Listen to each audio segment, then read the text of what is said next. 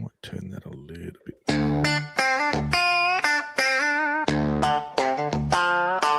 He's creepy, he's crawling, a headline every day.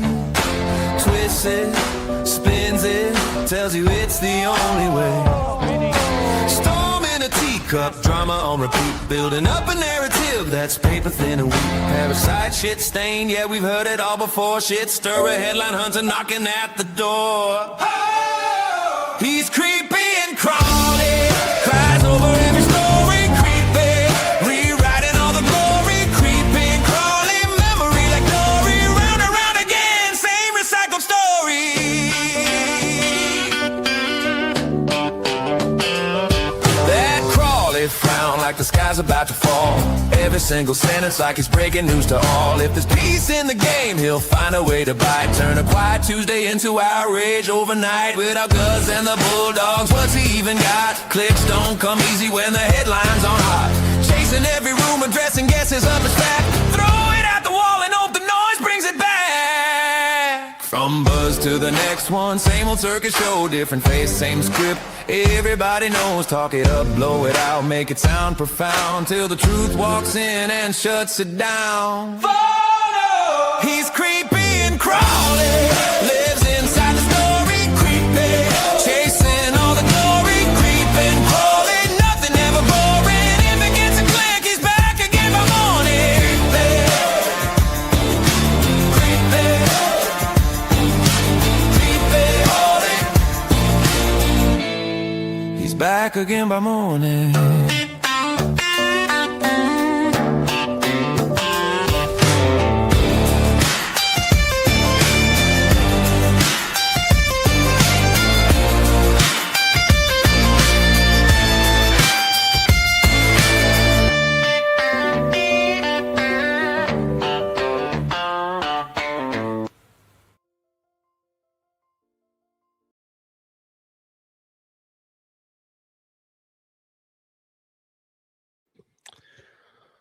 G'day, Doggies fans, all things Bulldogs. It's the round 9 live review of our loss to the Cowboys. And we'll wait for a few more people to get on board. But how are you going? There was just a little creepy crawly cartoon proudly brought to you by Dave. Dave's Deep Dives. And he's got some more content coming later. So we've got a few words from sponsors as well tonight. How is everyone?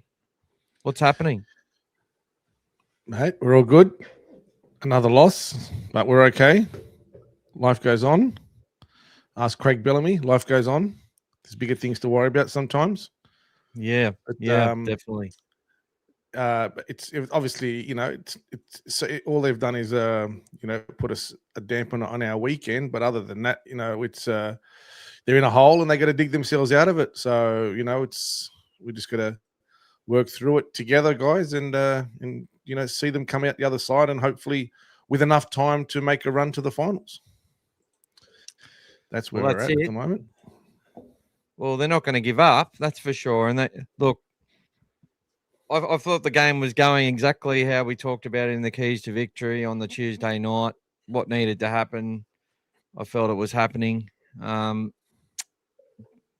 Definitely. We're not going through Twitter tonight. Decided not to renew my Elon subscription for a few different reasons. Too many trolls on Twitter. But anyway,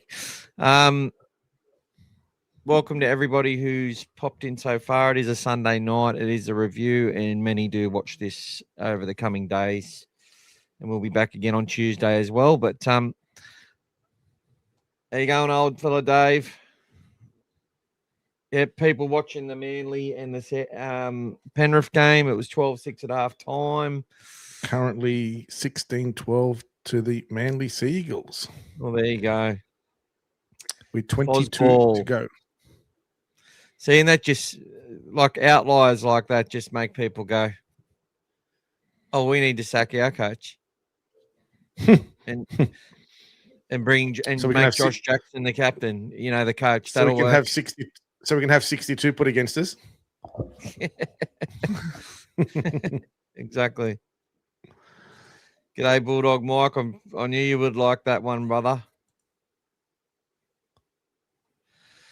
They aren't mentally in it. Well, look, this is the sort of stuff which really drives me insane. And G'day, Brian. G'day, Brian, buddy. Our team look like they are mentally in it. Yeah, mentally mate. out of it when on the field. Yeah. Did they look mentally out of it when Leo Thompson took his second hit up in a set and got an offload away earlier on, and we were charging upfield, making heaps of ground? When Bailey Hayward made 3 one-on-one tackles to save tries, when, Jamin Salmon actually was driving players back. I know that try that they got through, that we'll talk about, through Tom Chester. There was Jake Turpin, there was Jamin Salmon, and there was Matt Burton, who looked like they couldn't lift their feet off the ground. And that was a sad moment, in my opinion. It was sort of put us behind. It was 12-all at that point. We just went down the other end. It looked like the footy gods were on our side for a bit. Unfortunately, our boy Jonathan Sewer decides to take on the defenders. Drinkwater was waving his arms around. We needed that try. You could see the relief from the second try. It was relief more than, there was no arrogance about when we got that second try. It was relief. All off the back of a Stephen Crichton master play, catches a ball on his, drops the ball in the first half, which cost us big time, right? Makes up for it at that point, catches a ball under the goalposts, takes a massive run, and then literally milks a penalty. Like, he's holding onto the dude's arm to keep him there locked in, and we got the penalty out of yardage, and then we go in and we score off competing for a bomb, right? We had a lot go right. We competed for some things. They dropped some balls. We got 6 agains. Now, I actually agree with the coach. In all the games, the common denominator is our edges are just got players on them by the time, from the moment we throw the pass to the first receiver, they're already sitting out there. We had success against Penrith because we had Maxi King and Harry Hayes running great lines back inside, which we went out there again and forced them to retreat, and we're able to punish them. We're also so up for that game. The energy levels are off the planet. But when people say we had no energy in that game, I think, we switch off with a minute to go and the game's gone. 2 players on the left edge who are buggered, who did a lot of work out of yardage. Jono would have been devastated that he's literally butchered a try. I'm not going to punish him for that. Leo Thompson, 2 or 3 drop balls in that period as well, after looking like he was going to be the man of the match. Yeah. We had to scrap a win. We were trying to scrap a win. They gave us opportunities. Our attack is poor. They look void of answers at the moment, but they're not giving up. They didn't. To say they weren't in the game mentally, over 80 minutes they were found wanting, and that was the difference between us last year against sides in that start of the year. Our attack was no better, really. We just in those games. It was a little bit better, but we just Mitch Kenny said it perfectly. Like, he gets it. He doesn't run the footy. He tackles and he's like a prop in defense, but throws a pretty good pass off the deck and gets it to Cleary whenever he wants it. Like, he does what he's told. But he gets it. He understands that this team fought for everything. They break teams down until teams collapse. We did it 2-0 up against Newcastle, who had absolutely decimated with injury last year, and we go on and win by 20. Happy with that. I was talking it up like our attack was going to evolve a lot from there, because our attack was poor, even 30-0 against South. It was just that our opposition was terrible. They had no options at that point. They had no they were scrapping wins, South, and they scrapped more wins than you can imagine. Like they were doing a similar thing, but they had no attack. They were missing heaps of players. Campbell Graham just coming back from injury, didn't have their 6. Cameron Murray. Yeah, no Cameron Murray. Like it all makes a difference. Totola's still injured, not coming back properly. You know, you get all their players on the field and they can score 38 points and still lose a match. Twice now. They did it against the Dolphins as well. Yeah. Unbelievable. So I've probably summed up the whole review there, to be honest. Well, that's it, everyone. Thank you very much for coming, and see you next week. Let's say hello to people. G'day, Timmy. G'day, Mick. G'day, Timmy. G'day, Brent. Yeah, that was a crazy game, the Canberra game, mate. I think the stuff is finally dried now, mate. Finally dried the clothes, buddy. Even in the valleys, you keep cheering on your team. That's it, brother. Absolutely, mate. It's not just when we're on top of the mountains, guys. That's the true supporters. Thanks, Brent.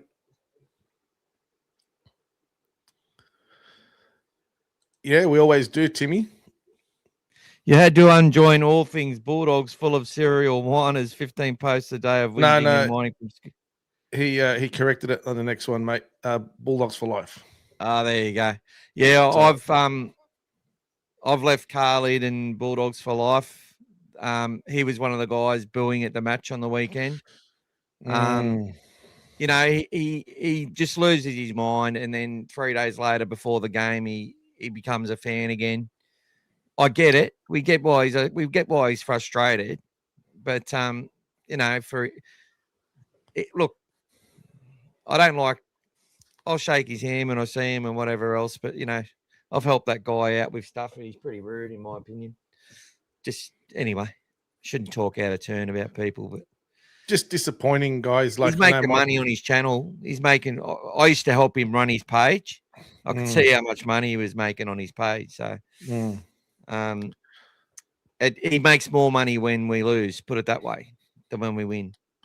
It's just disappointing, Mick. I mean, obviously, I've got the advantage of being at the game, living in Sydney, but it was just disappointing to see the reaction of the supporters, especially some people who I perceive to be, you know, very supportive and loyal supporters. To see their reactions at the end of that game was extremely disappointing, guys. I mean, I even took a video, which I didn't do anything with, of people unfortunately booing at the end of the game, which was extremely disappointing to see, guys. It's just not on, guys. I mean, I spoke to someone yesterday, and, you know, we're in a position of responsibility, guys. Like when you're there and you're a true supporter, you know, yes, we're all upset with a loss. Doesn't mean you start booing your team. This is not what we do, guys. You know, people look up to us. People come and talk to us. I mean, I had multiple people coming and talking to me during the game, before the game, during halftime. You know, again, you're keeping everyone's spirits up. You're just hoping that we get the result. But it doesn't mean that if it doesn't go your way, you jump over the fence and you do something stupid, or you start booing. So, you know, there was a few chants going on towards the end of the game as well, which were very disappointing to see. I mean, we are shit chants. Yeah, like, very, very disappointing, guys. Very disappointing. So, you know, we're all upset. You know, I mean, I was just upset. Anyone, like, there's decisions. Example, the one where we thought we nearly scored when you know, Sewer should have given it to Cherry to score in the corner, but he still got the ball around the. I still felt like that pass was okay. So that could have been a 50-50 call that we haven't had go our way for the last few weeks. That could have changed the result. 16-12 with a kick to come. 16-12, exactly. 16-12 with a kick to come. I think the game could be different. But we just, every time we're getting into that situation and we're copying it at the back of that, the guys, it's taken its toll. You know, all that pressure, and then what we're doing, as in the supporters on the sideline booing and all that, the players can hear that. That all takes its toll on the players. That additional pressure that they are feeling, that they are experiencing. That yes, we're supporters, we're supposed to cheer and not, but to boo your own team, that's very disappointing. Very disappointing. You know, we were there trying to support them, and You know, we were as loud as we could be for a 15,000 crowd on a Friday 6 p.m. game. And we That's did it. everything we could to get them over the line, and it just wasn't to be. You know, in the end, you know, they played their heart out. It wasn't from a lack of effort, guys. Yes, they made some mistakes at the end there, but it wasn't from a lack of effort. They were trying up until Taumalolo threw that, you know, that crap offload, and we weren't in a position to defend it. They scored off it. That's it. You know, like they couldn't fight their way back into that game, and we conceded some very soft late tries. Can I But talk again, about that? Can I talk about that there? Sure, mate, go for it. I saw Todd Payton in the box, and he's very happy with that, obviously, as you would be. But I think there was definitely an instruction to, after going and watching it again and focusing on it today, there was an instruction that they knew it was going to be a dogfight and a scrap, and it was. They know they've played a game of rugby league. That's what I mean when people say we're not mentally in it. We're missing some moments, yes, and there's some fatigue there, and I think they put nearly as much energy into that game as they did against the Panthers a few weeks ago. And people can say I'm full of shit or don't know what I'm talking about, but I could see that those guys were just, even in attack, that it was like they were running themselves ragged, trying to make something happen, and it just wasn't. Constantly, like Galvin's trying too hard. Look, so we'll talk about where we think how they can simplify it. I think that Birdo needs to be getting more touches. They need to share it a little bit. But this is part of the process. And when they say sticking to the process, what they're talking about is that Galvin's getting a lot of touches for a reason, because they're trying to get him up to speed and get him learning all the ways it can go wrong. I even saw when he scored that Josh Curran come up to him. First of all, Presto went and said something to him, probably said, "Oh, you don't need me on your side, mate. You've got it covered. Or you just come down the left anyway," which he did. He scored 2 tries on the left. You hear people saying, "Oh, Galvin's not playing both sides of the field." Yes, he fucking is. He's doing it more than any half I've seen do it since 2014, to be honest, in our club. But the point I was going to make is that Galvin, he was just touching the ball too much, I think. I think they need to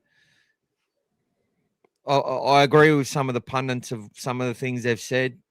You can see they're trying to manufacture. I sort of saw it when Oluwapu came to the club. They were trying to help build his game as quickly as they could.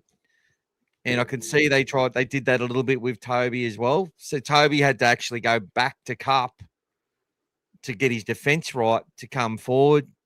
But parts of his game regressed badly, and people weren't even alluding to it. Like, he went from one of the best short kickers into the game to not having the confidence to do it. There's so much, my mind gets scattered when I'm talking about things. Going back to the point Gas was on with Tom Chester, I looked at it. I thought that Payton, they knew they had to break the game up a little bit to unsettle our structure, because they knew we were going to be there fired up. And they were nervous, the Cowboys. Like, Marnie was made errors. He misses that tackle on Galvin. One of the edge back rowers hangs off him. He went short, goes himself, scores. Like, good halfback play. And then I got scattered again. I saw Josh Curran come over to him, and he was shaking his head, walking away. So obviously he wasn't happy with some of the service he got. Or I could just be reading into things. I've read into things before, and probably completely off, but I'm just seeing that after the try. I'm like, oh, that's a bit interesting. Big shout out to AJ Jones. We'll talk about him as well. And we'll talk about why the players that have come into our team have done well. There's a reason for that. Everyone's like, give the boys a go. And then you go, oh, what New South Wales Cup game did you watch? Oh, I can't get access to it. I just see stats. You got someone selecting a side with Gordon saying, Joey, who I love Joey. We took him to the Queen's birthday. He is who he is. He's puts in so much effort for the Canterbury-Bankstown Bulldogs supporters page. He has improved the quality of the page over time and got, and allows us to get rid of the filth and the pigs off there.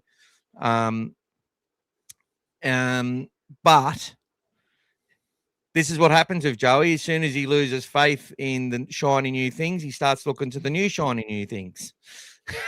It's quite to 50,000 people, and not everyone's can invest in the league the same way that we are privileged to do. So they just run with it. Next minute, they're all flapping their trap, and that just feeds media narratives.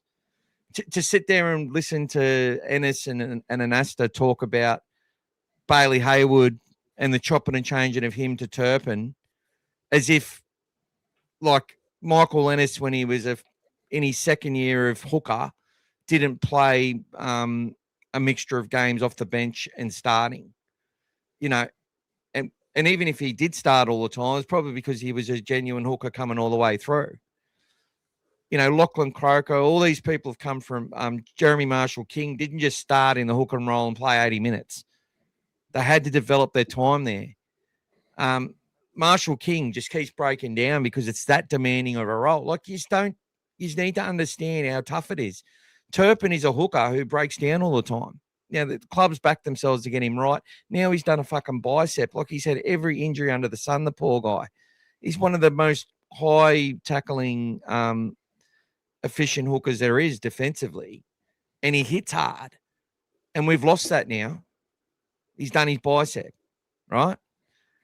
He had to come in. When the coach says Bailey had a couple of niggles, that's what he was trying to say, by the way, niggles, not the other word, off a 5-day turnaround. That's just roster management over a season, which for 20 years, all the pundits have said is too long.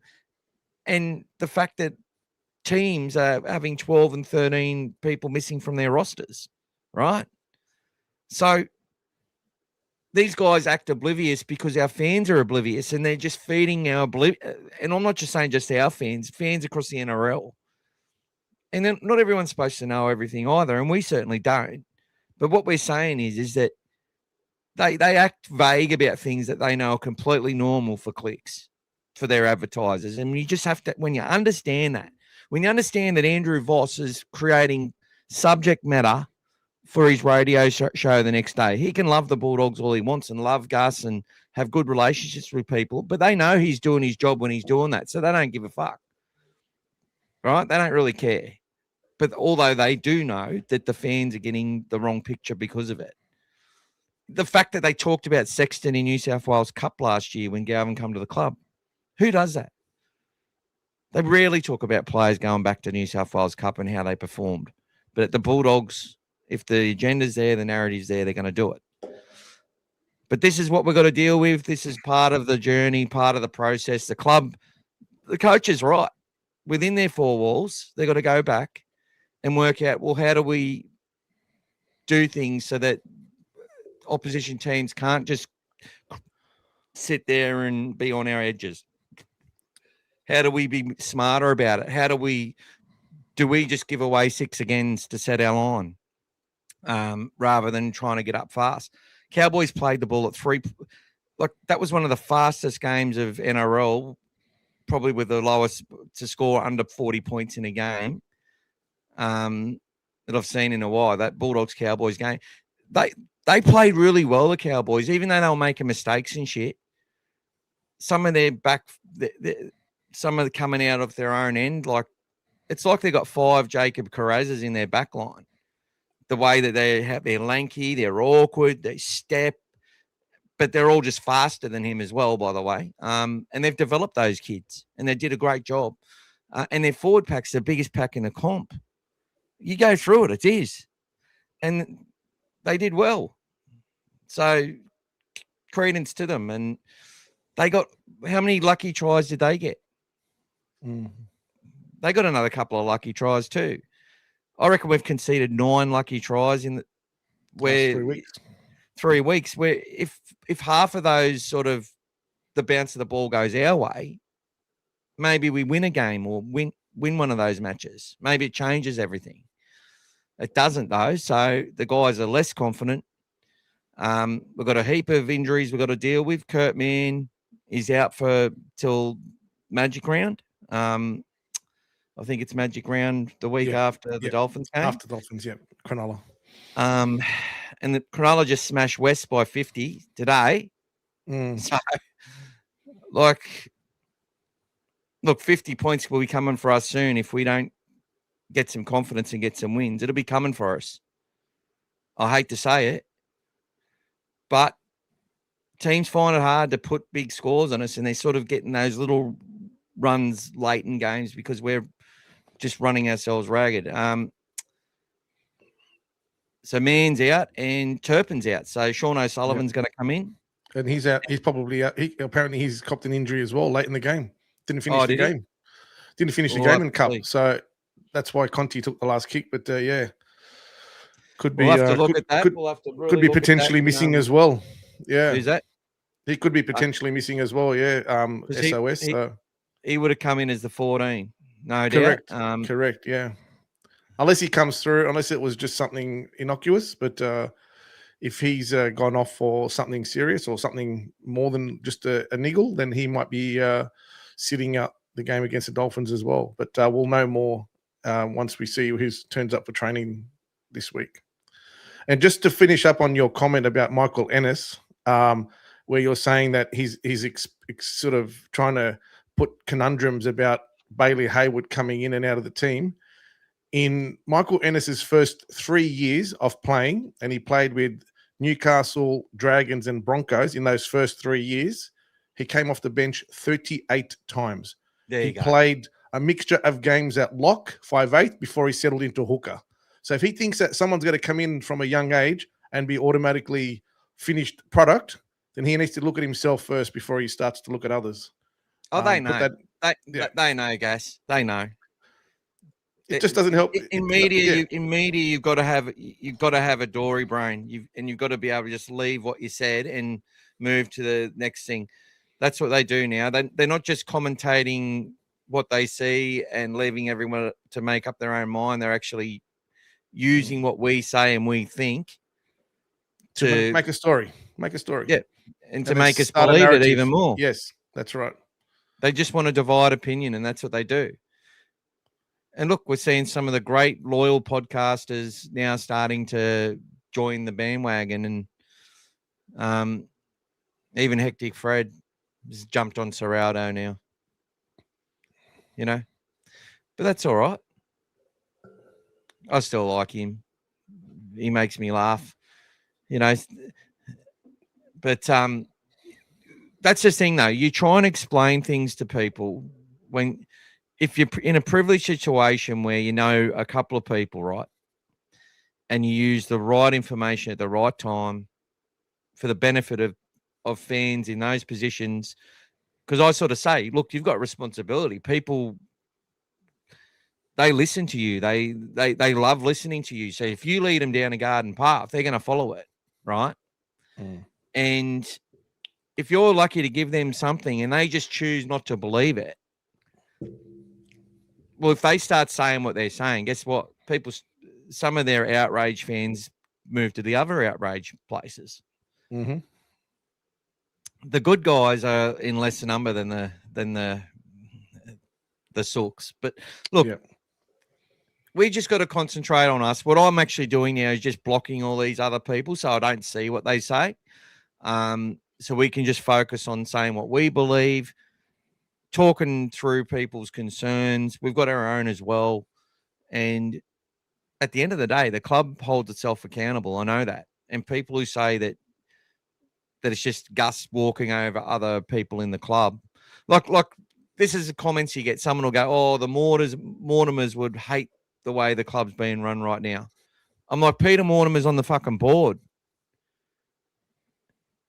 He does it for free, right? And it's a privilege. And if you think that he doesn't question the status quo, when he signs up to the Constitution to be in that privileged position for the Bulldogs, if you think he doesn't, he just goes, yeah, whatever, you just do your bit. They make sure the governance of that club's done properly. And sometimes you just have bad results.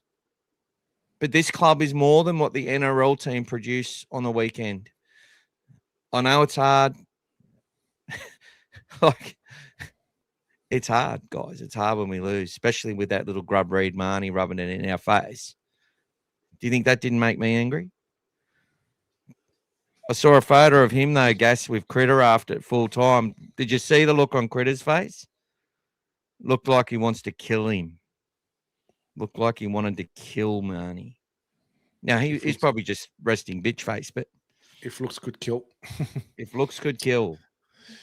Yep. If looks could kill. Do you want to go through some chats, mate? Yep.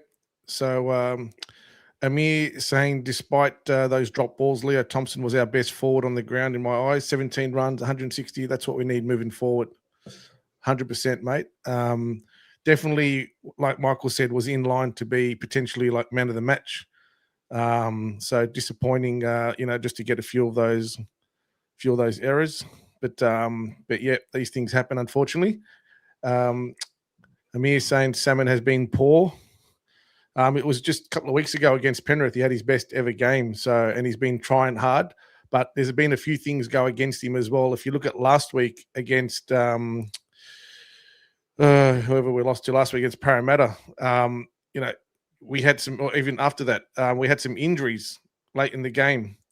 Against Brisbane, we had Kickow go off, and it keeps screwing around with his rotation and his time on field.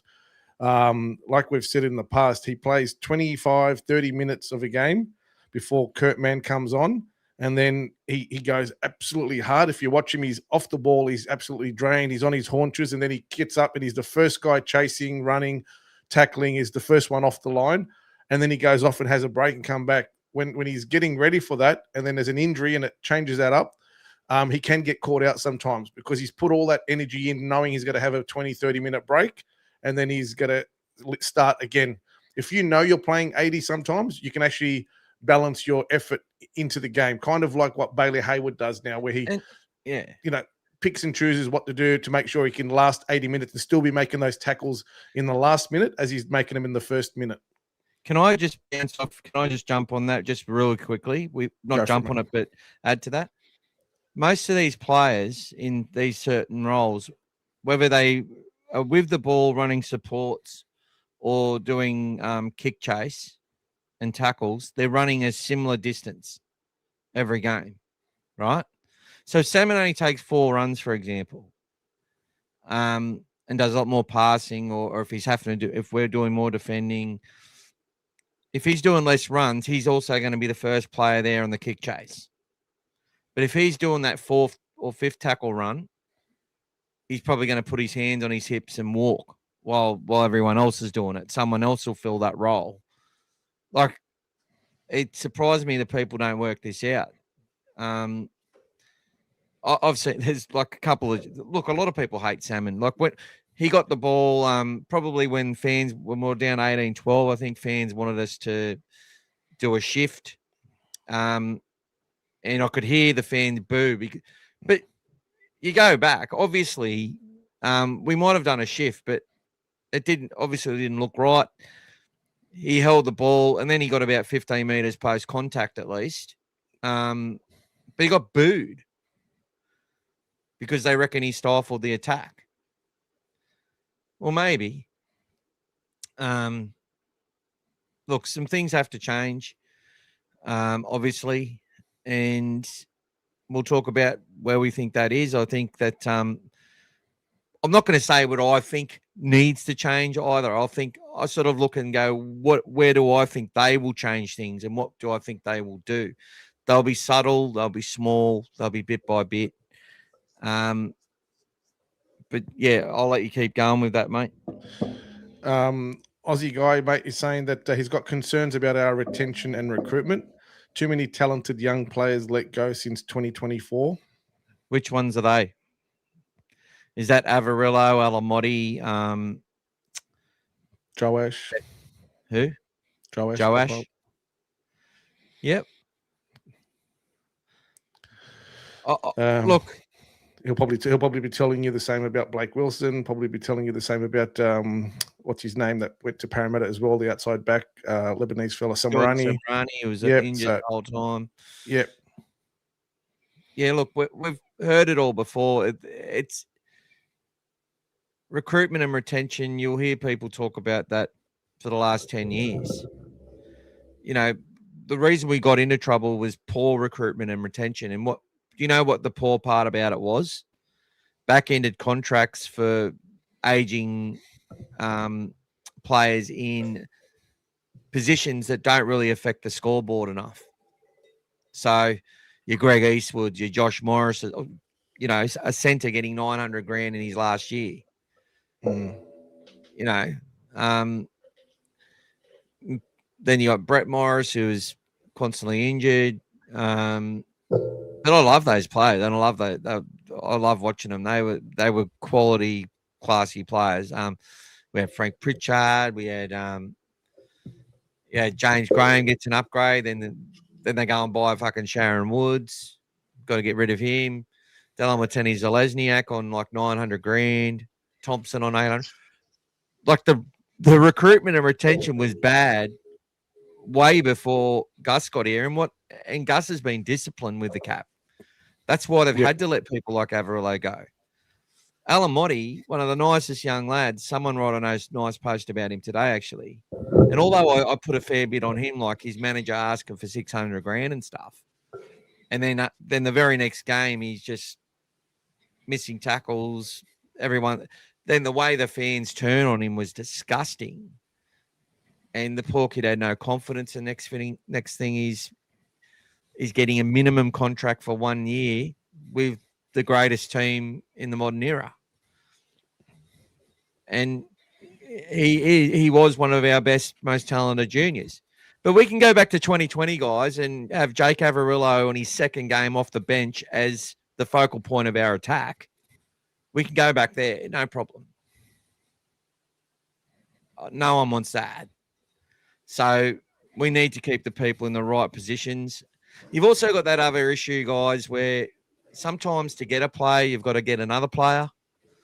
And sometimes if you don't make one manager happy, they screw you with other players that they've got that are already in your club. And they make sure that they screw you. I don't think it's that. I make that sound pretty vindictive and nasty. It is business. But a lot of these managers and stuff are ex-football players too, you know. Sometimes shit happens. That's all I can say. In a moment, go through some more chats, Gas, but we'll talk about why our young fellas have made an impact. G'day, Rhett. G'day, Champion. Michael just watched the winning try by Dykes to beat the Bears. What a star that kid is. Just hope he stays injury-free. He's an elite footballer. Mark my words, can't wait to see him. Guys, for those who didn't get a chance to see it, Michael did a great highlights package. I think it was during the off-season. About Kate Dykes when he was when he come to the club. Obviously, he was injured last year, and obviously for the last few years, he's only played a couple of games in the last few seasons, but finally got himself back on the field. Played a few games now at fullback and in the 5/8 role, and went back to fullback for this game. And Michael was showing that game on the live the other day, and we were obviously at the game watching that as well. And it was a great play. And he was one of the guys I mentioned as well during the off-season as the player to watch. And if he gets himself right and comes into the team, he can be an X-factor, guys. And you could see that confidence that he had the other day to do what he did at the end. It might look like anyone could have scored it, but not anyone could have scored that try, guys. You had to have that kind of ability to know when to step and accelerate and just get yourself through. And people who know how to get the ball over the line and can run a play, they know how to score that try, guys. And he executed that perfectly, guys. So yes, if you haven't had a chance to see it, go and have a look at it. There's quite a few videos of it. But don't forget, guys, that New South Wales Cup team, that was one of their first wins in a few weeks.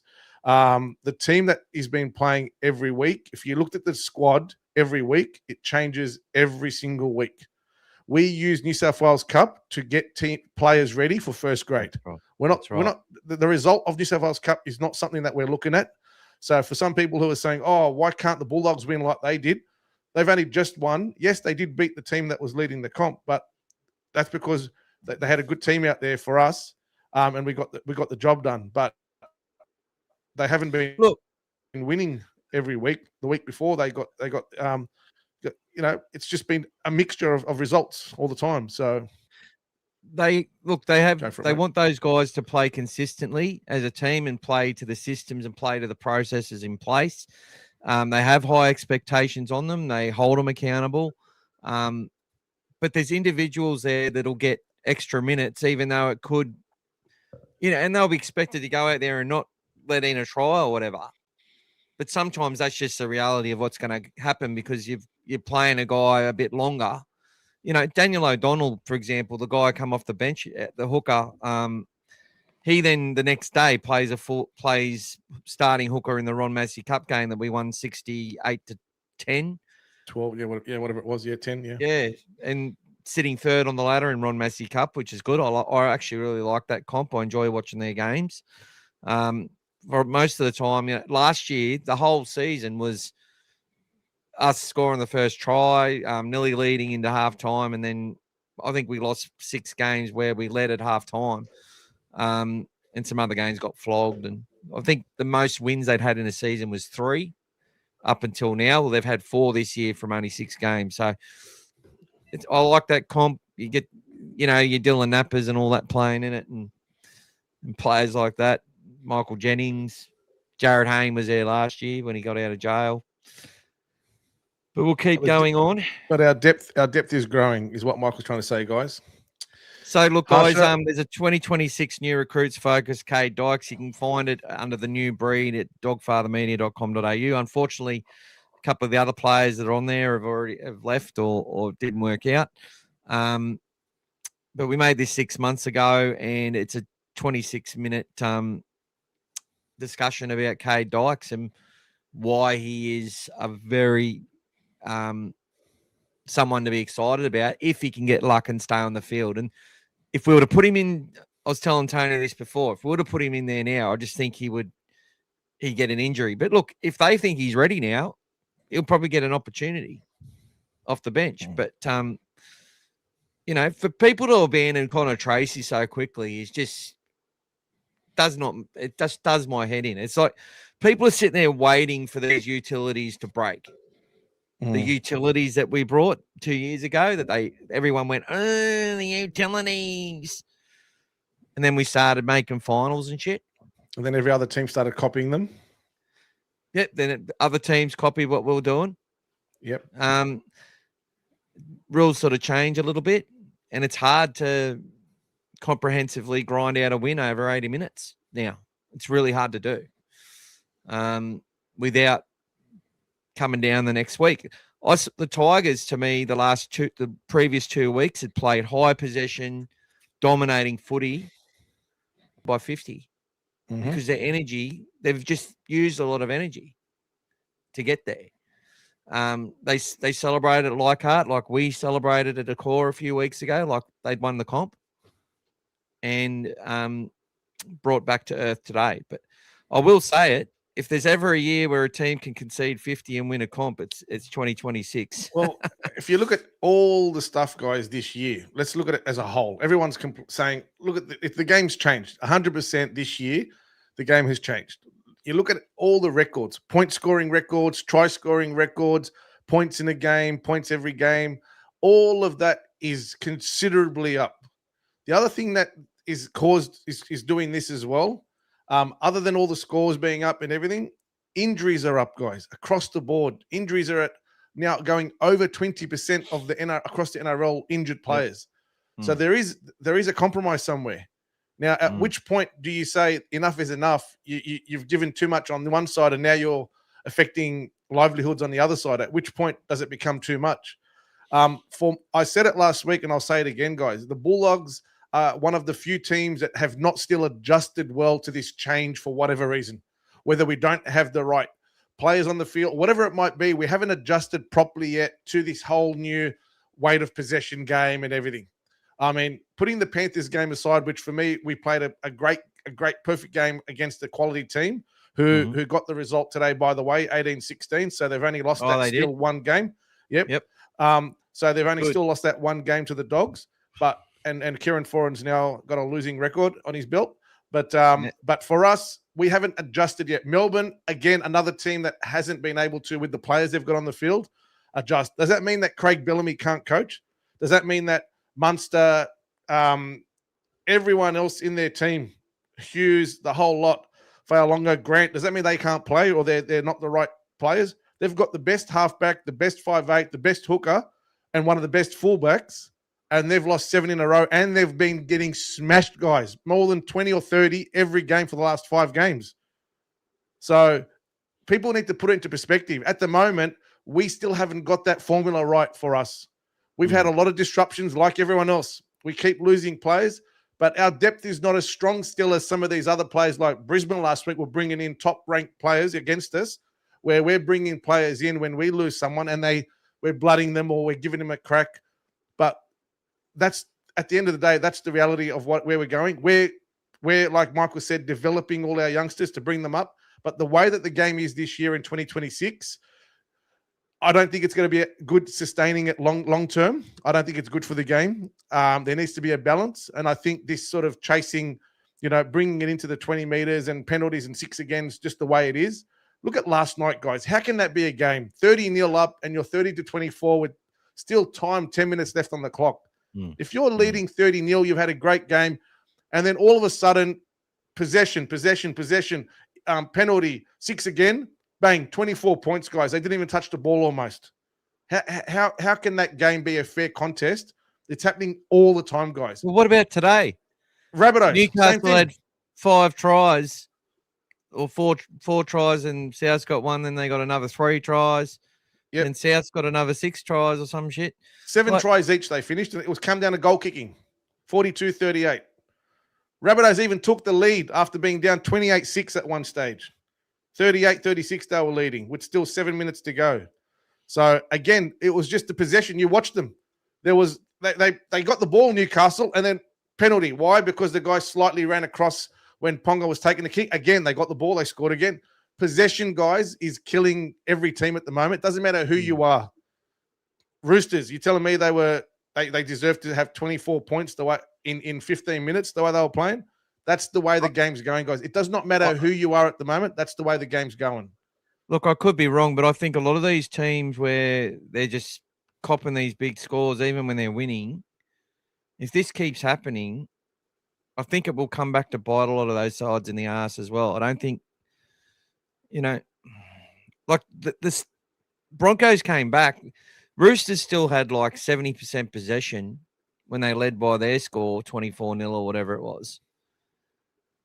And the Broncos at the end still barely touched the ball. I think they'd had 8 sets in the first half or some shit. Like, it was ridiculous. Yep. The fact they got close just shows that they're a club to be reckoned with. And but they're always going to come back down to earth after the energy they put out in front of their home ground on Anzac Day to beat the Bulldogs. It was always going to be hard for them. But they fought to the end. They're a good club. And it came down to one mistake, guys.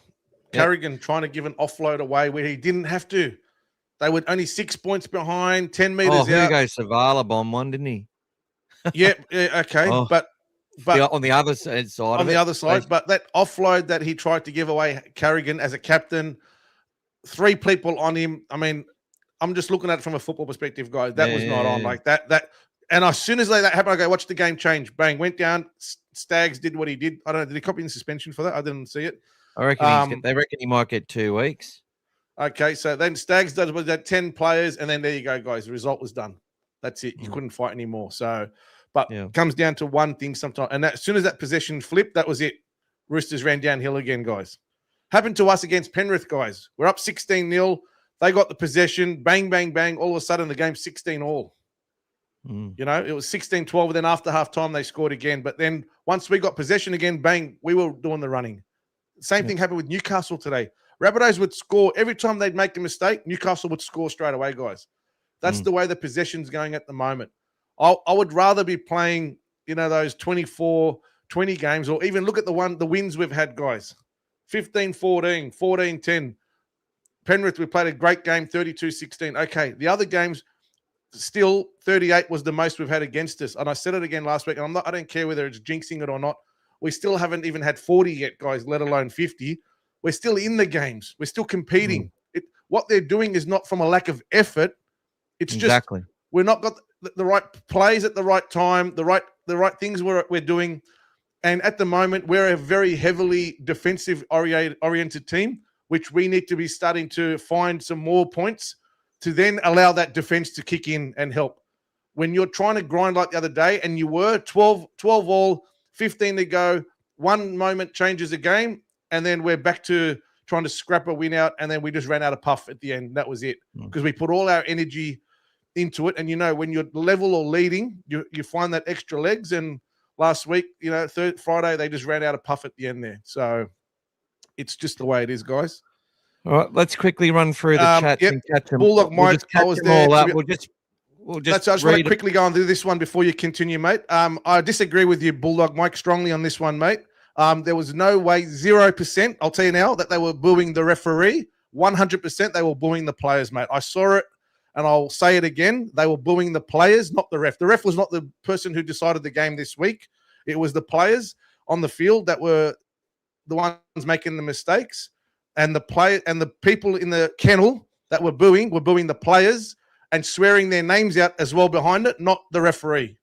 If it was the referee, that's a different boo that you get all game, guys. And so that's why I disagree with you on that one, Mike. Sorry, buddy. I've been to a lot of games, and that one there I'm extremely sure about. Sorry, buddy.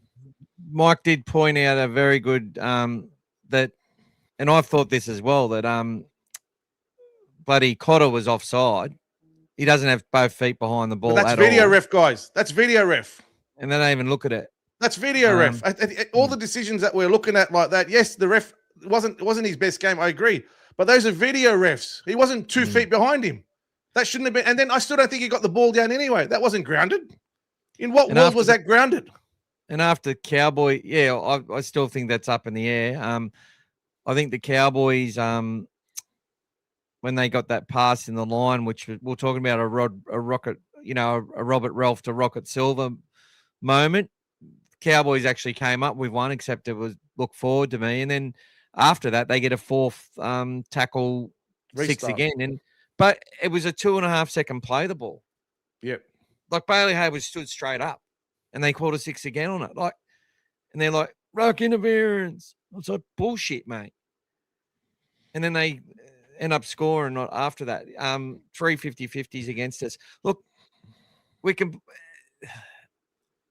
If this is certain points last year, Cowboys weren't in the form they're in at the moment. They've just had 5 wins in a row. We've just played a side 5 in a row that have won games. The teams we beat in our run, guys, it doesn't matter what you say. We were happy with it. We loved it. It was great for the club. Merchandise went up. But a lot of those people now just turn their backs because they somehow think that due to the stats, we're playing better teams. Teams have improved. We said it in the offseason. A lot of teams are going to improve. They've improved their rosters. They've got a lot of cohesion in their squad. There's a lot of teams with not too many players off contract because they've signed them up. We've got 12 off contract. Now, that can work for you, but it can also work against you as well. There's all things. It's the fact of the matter is we are lacking confidence at the moment. Now, someone's saying to me, and look, and it's fair enough that they don't just believe it's confidence. I'm like, because we all want to sit there and go, oh, there's a problem in the dressing room. Now, when I sit there and I say that, when I talk about managers and I talk about all things, these things are faced by all clubs all the time. But with Canterbury, we're in this transition phase of where we really put a lot into our juniors. We brought a lot of players in. There was a lot of hype.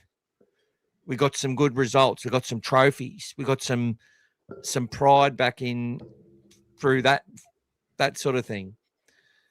Prior to that, I think we had one good SG ball year. And I think in 2018 when we got runner-up. And then outside of that, there's a couple of 4th and 5th places for our reserve graders. I think we made a final in reserve grade once and lost to the Panthers maybe I forget when that happened in the lead up. But look, there wasn't much success happening at the Bulldogs for a long time. And, you know, that sort of comes back in. And unfortunately, we've got some juniors there that are, you know, we need to get value out of our juniors. The good sides get value. There's players in the Brisbane juniors and Penrith juniors, even in the Sharks juniors, right, that are on really low money, have waited a long time for opportunity, and have no intention of leaving.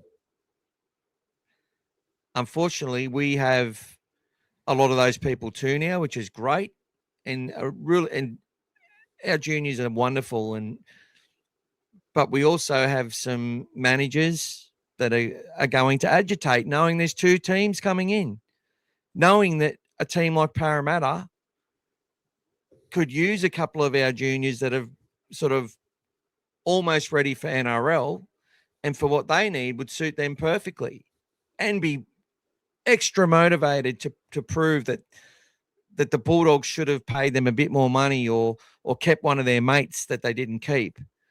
You know, all of that is hard to deal with when you're a club with 3,000 juniors and you've got pathways coming from other areas, from other countries, from other states that all have to fit in and connect, and you spend money on those people. You sign some of them up to 3-year contracts and it doesn't work out. Like, they're trying everything they can to lift the quality and the competition in our pathway system, and they've been very successful at doing it. It's getting better and better, even if the results sometimes aren't that good in some of the comps.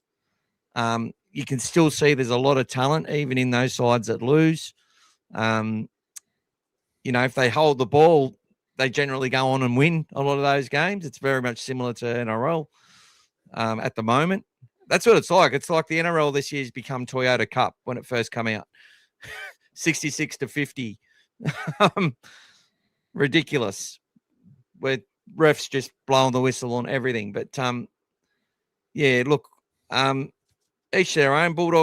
In Bulldog Mike's section where he was, he might have felt he might have been booing at the ref, and the person next to him might have been as well, but the people behind him were booing at Salmon or whoever they're booing at. You know, they all got what they wanted and got Montoya out of the team. Look, Jamin Salmon, we need him right now. There's no Kurt Mann. Who are you going to bring in, guys, if you don't like someone who can tackle? But I will say Jamin looks like his ankle doesn't look right to me. He's limping around again. Even in the captains, I watch people in the captains runs, and when they're real ginger, coming out onto the field sometimes, I think, But guys, if there was a better option, some people sort of think you just got to give them a go. And for some players, it is like that. They will just find energy and find this instinct and find stuff which didn't sort of come out on the training paddock. You know, as they say, some athletes are poor trainers and great on the field. It used to happen all the time. Like Cliff Lyons, I used to smoke 20 smokes before a game, you know, like, and go out there and be a world beater. But yeah, guys, let's run through these quickly. We'll read them all out, and then we'll go back and we'll address things Good evening, later fellas. on. Love your work. Better display on Friday. Didn't think we were too bad versus Brisbane either. Just some handling errors at critical times costing us. No way that that was a booing performance at all. North Queensland are a top 4 team. We did well. Probably a game we could have won. Yep. I all been through the lows of the SBW walkout, spoon and poor player purchases, but this week, one of my favourite games is my 2 young sons get to go there. First NRL game against the Dolphins. Yay. Awesome. Go and say hello to Michael. I'll be there with my children, my chillins. Penrith's halves have been patchy apart from last week since playing the Bulldogs. Another team lost that played the Bulldogs the previous week last night. No team has punched out 80 minutes consistently. Good point, that's right, Timmy. Stats don't lie. Our points for and against, as well as our position to on the ladder. Yep, that's right. Well, We're stats still do winning. lie. Yeah, we're still winning. We're still winning all the other stats though. I feel we showed more effort in the game on Friday night, but the last 15 minutes, I'm sure the guys would like back. It's still time to turn things around. 100%, Timmy. That's right. Tiana, welcome. I was at the game, and the worst part was when Reed celebrated a try straight in the face. Yeah, we knew that was always going to happen, guys. That's Reed. Yep. I like how he helped Kurt Mann, but guys, when people help, let's just understand this for a minute. Yeah, he would have been a teammate, and he'd love Kurt Mann as a fellow Queenslander, no doubt. But when players help players that have just been in a hit lots of times, they just want to show the ref and everyone this guy needs to be out for the game. Correct. They're gone as well. Yeah. I'm not saying there's not. I think Reed would have cared what happened to Kurt then at that point, but at the same time, he would have loved the fact he wasn't coming back on. Yeah, trust me. Because there's one guy that could absolutely smash him. G'day, Lucas. How you going, mate? Shall we, guys? Have you noticed how all the games have been all refed completely different? The 6 agains have been reduced. What's going on? Can someone please explain what's going with their game? Yep. We just talked about that sort of. G'day, Joby. Yep. JD. G'day, mate. Henry. Hi, guys. I've got lots of love for my dogs. They need our support. I'm not going anywhere. Stand by my dogs. 100%, guys. That's how we should all be. That's it. Well done. They need us. Never forget, Penrith only succeeded on the field with premiership wins in every grade after Guffs was moved on. Here we go. But who got them started and who got the Warriors started before they and their pathways now that they're doing well? Gus. Salmon would not make any. He made his role redundant. That's why he was good. I hate to tell you, mate, but Salmon won a premiership with the Panthers, buddy, and they are another team other than the Bulldogs. Come on, guys, let's not be too hard on Reed. Really nice moment for when men got knocked out. Yep. Yeah, I just said that. Yep. What you don't think Gus has anything to do with the building it before he left? Exactly, Brian. Thanks, buddy. Yeah. Thompson's a bigger man than Salmon, but it's just narratives people want to own to help themselves feel better as the reason we're losing. If Gus didn't come back to this club, we wouldn't be in a better position right now. Correct. We're in a great position to where we're going to leverage for where we're going. And as I said, we can go backwards on the ladder, we can lose games, but we're closer to a premiership right now than we were last year. That's right. Thompson is a bigger man than Salmon, but can play longer minutes. How does that work? Very, very easy. Michael's already explained the effort, and we spoke about how Salmon plays his game compared to how the other guys play. 2 completely different positions, 2 different players, guys. I can tell you bigger now, man. If you're a bigger man in the middle and got a big engine, you're handling contact both sides of the ball a lot easier against someone who's 87 kilos. It's like when people say Kurt Mann's got to start in the middle. All right, you go get your 85 kilo friend. I'm sure someone's got one, and tell them to go start in the middle and defend. Like our wingers are bigger than Salmon and Mann, right? And Ari Tuala's 97 kg. They're extra forwards. These little guys in the middle are there because they've got leg speed. They've got great technique in their tackling. They know how to link everything together. They keep it tight and they get it all done. Understand. Sam Hughes plays because when he hits someone, he hits them 3 times harder than what Salmon does. And they feel that every impact. And when they tackle Sam, it's a lot easier for him. It's a lot harder to tackle Sam than it is to tackle Jamin. It's as simple as that. So little guys in the middle, it's harder for them. Isaiah's not what's Isaiah? 102 kilos, 6'4". Like Cameron Murray, they're all 100 kilos. They're not 95. They're not 94. They're small. These guys in the Dogs, and they're trying to do a job until we can develop players to fill their roles that they're in now. Well, Isaiah, because he's 195 centimeters, he's 106 kilos. Yeah, that's it. There you go. I hope that explains it to you, Amir. Harsha, just rewatched the highlights. Cowboys got lucky with offloads and the ball bounced favorably in the last 20. Look, I said it to Last Michael 3 the other weeks. day, guys. If I put my golfing hat on, anyone who knows anything about the game, if it's like you can hit good shots sometimes, it clips a tree, does something that bounces, goes into the bush or in the water or whatever. Other times it goes back on the fairway on the green. At the moment, we're getting the bounces. Everything's going against us. That's just the bottom line. Still hitting, still trying the same. If I'm hitting the good shots, you're doing whatever. Sometimes it goes your way. Other times it doesn't. Yes, you got to make your own luck, guys. But we got to keep the effort, keep believing, keep doing what you got to do. Everything that we're doing at training is going to lead into the games. You put the effort in, you got to get the results, guys. And I honestly believe if we can get one good win under our belt, guys, I feel like we can go on a little bit of a run. If they just need to get that, break the shackles, get that confidence, and they might be able to win, a couple of games out of the next few. So, what a revelation, Salmon isn't Thompson. Thanks, Brian. Also, good. Thanks for some mate. Salmon missed a poor tackle on Chester. Michael spoke about that Amir, earlier, buddy. and Amir, I actually responded to you that in the chat. So why are you repeating something? Yeah, He didn't just.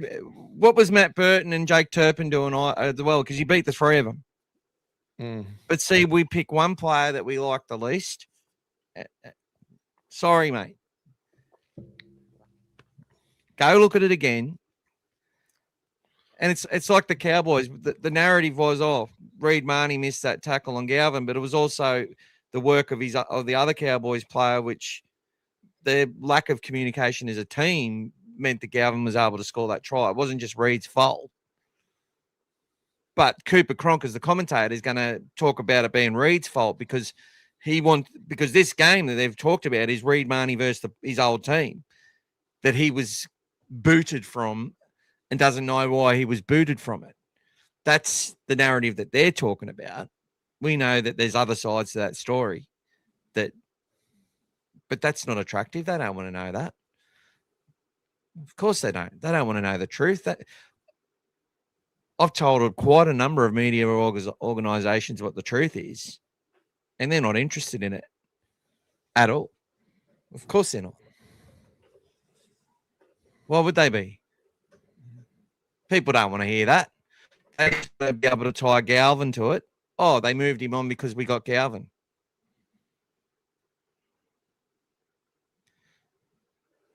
That's it. Who's up next? 1 second, mate. Amir's also saying we need speed. Wish we got Khan Pereira. Would have been. I still think he would have had a good deal. But look, definitely, I said the same thing to Aki. So we'd love to have him with his speed in our side as well. And learning our defense for sure. And yep, with learning our defense, he might have been able to get some good defense going. Just check your private chat, mate. Jacob, what have you got there, mate? AJ had a great debut. Correct. Should have played earlier. To be honest with you, he wasn't ready, mate. He got suspended early in the year, had a few niggling injuries, and they were building him up to get ready. And the reason he played so well is because once he did get ready, he was ready to go. So even when he played, he still wasn't playing the full minutes or doing anything amazing in Cup, but they just felt like they needed that change. And he's the kind of player, once he's got a few games under his belt, and he already showed the other day, he's a damaging runner. If he comes into his own, he's going to have that bit of, fire in the bit that we need as well. So, but great debut. And it was, look, just as disappointing as it was for the players, they did an amazing job after the game. They all went and did the big celebration they do, guys, where they, the player who's made his debut, they rally behind them, take a massive big team photo with the family and everything on the field.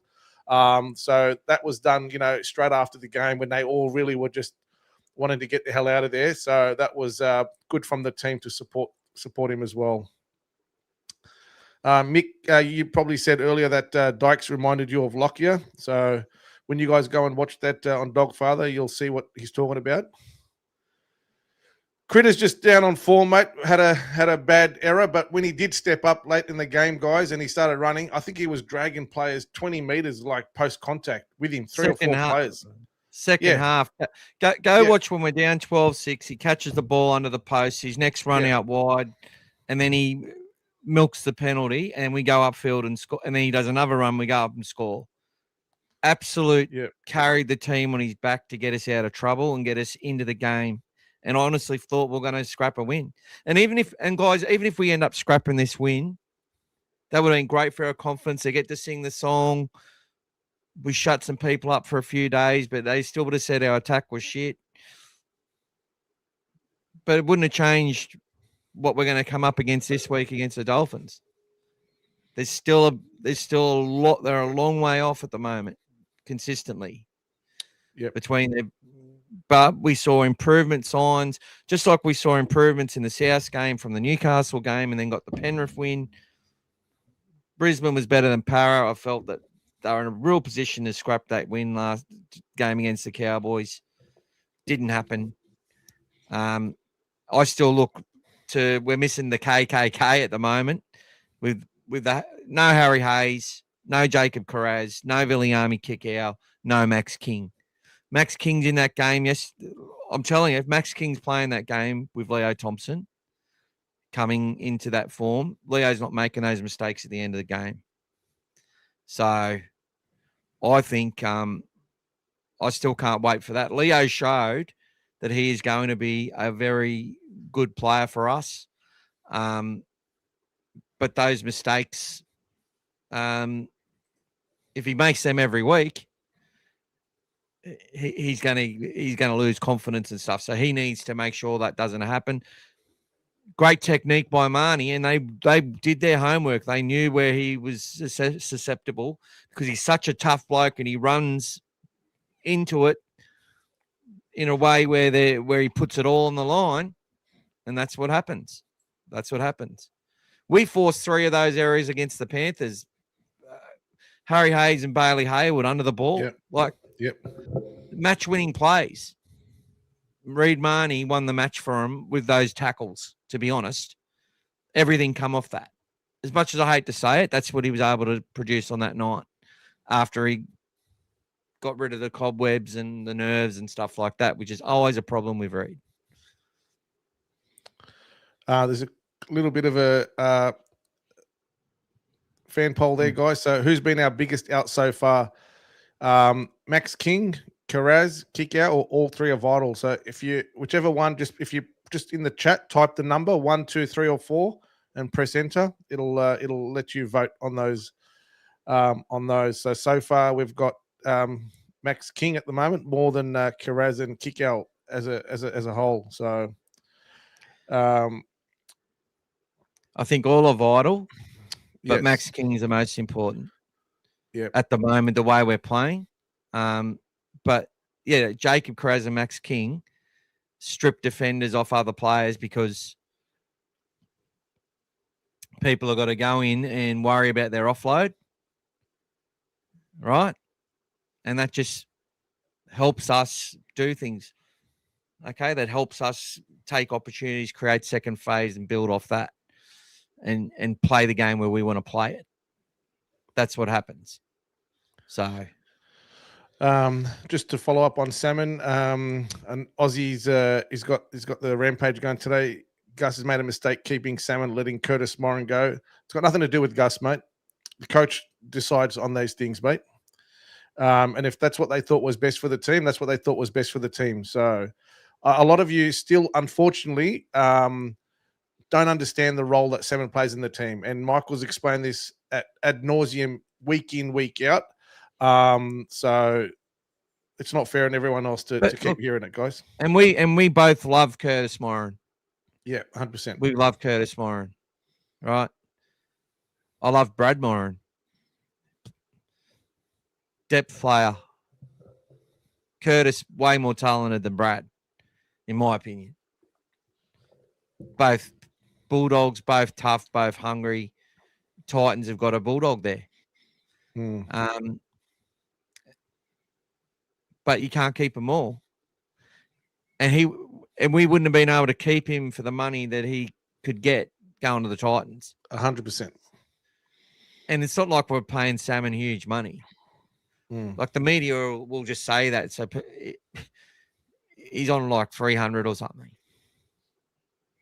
for a guy of that experience who does what he does in the in defence, Premiership winner, and flexible, and loved by his teammates. Let's keep moving, mate. Let's keep going. We've spent a lot on that. It's not Connor Tracy's fault. The entire team isn't clicking. Tracy, when the team plays well, shines. Yep. But he's still doing a lot of heavy lifting at the back there. What's happening with Finau Latu? He scored the last try in Jersey Flegg. Played. He's getting minutes. He's getting confidence. They're playing him as a prop, a long minute prop in Jersey Flegg, and he's come back from an injury. They're working on him. He's a project they're working on. They know his upside. They know what he can do. He's getting the Jersey Flegg side's going well for the most part, and we've got some New South Wales Cup forwards there that are a bit more seasoned and probably more likely to be ahead of him for that prop role. And but look, he could find himself on the bench this week and go for a trip to Brisbane on Thursday night. Although he's just gone to Fiji, so probably not. When do you think he's going to be a chance to get back even into the Cup team if he's not in Jersey Flegg? Do you think they'll want to see him in the Cup before they see him in first grade, or do you think they'll? I just don't feel that they'll bring him straight from Flegg into 100%. Yeah, he's got it. So I think he'll have to come in the Cup and dominate there, and then earn his way through. Yeah. I think he'll have at least a couple of games there, and if he starts to aim up, because he's probably going to be more in the back row on the edges rather than the front row. I think Jersey Flegg's a bit different for him at the moment. All right, let's talk about Jonathan Sewer and AJ Jones quickly and why they are ready, guys. You need to understand that so much went into these kids to get them ready for this year. Now, AJ would have been probably a bit closer. You can see Sewer's been heavily strapped on his knees. Like, I felt Jono probably could have got a go last year, but obviously there was reasons that he didn't. And you need to understand that. The club and the coaches had their reasons for not bringing him into the team last year. He's got his opportunity this year. He's played very solid. He scores a try, I think, last week or the week before. His contact work, he's generally been pretty safe. He's in all aspects, and he's tough. He's playing tough, and hopefully he can keep that up for a number of weeks. But there's also a chance that he may not be able to. It's hard for these young guys to come in and play at that standard and level week in, week out. The other thing, though, is that he was ready to go, and he's been on that. He was on that bench as our extra player. A player went down, and we brought him on to replace them. Okay, and he got his opportunity. That's how it worked. AJ Jones, he got suspended for the hit that he put on Cade Reed that we were talking about round one numerous times. It would have been 1 week, but he went to fight it and got 2. And actually, it was a fine that turned into a 2-week suspension because he went to fight it. And he should never have been fined in the first place. Perfectly timed hit. It wasn't late, yeah. It's only because he got knocked out, guys. As he was passing the ball.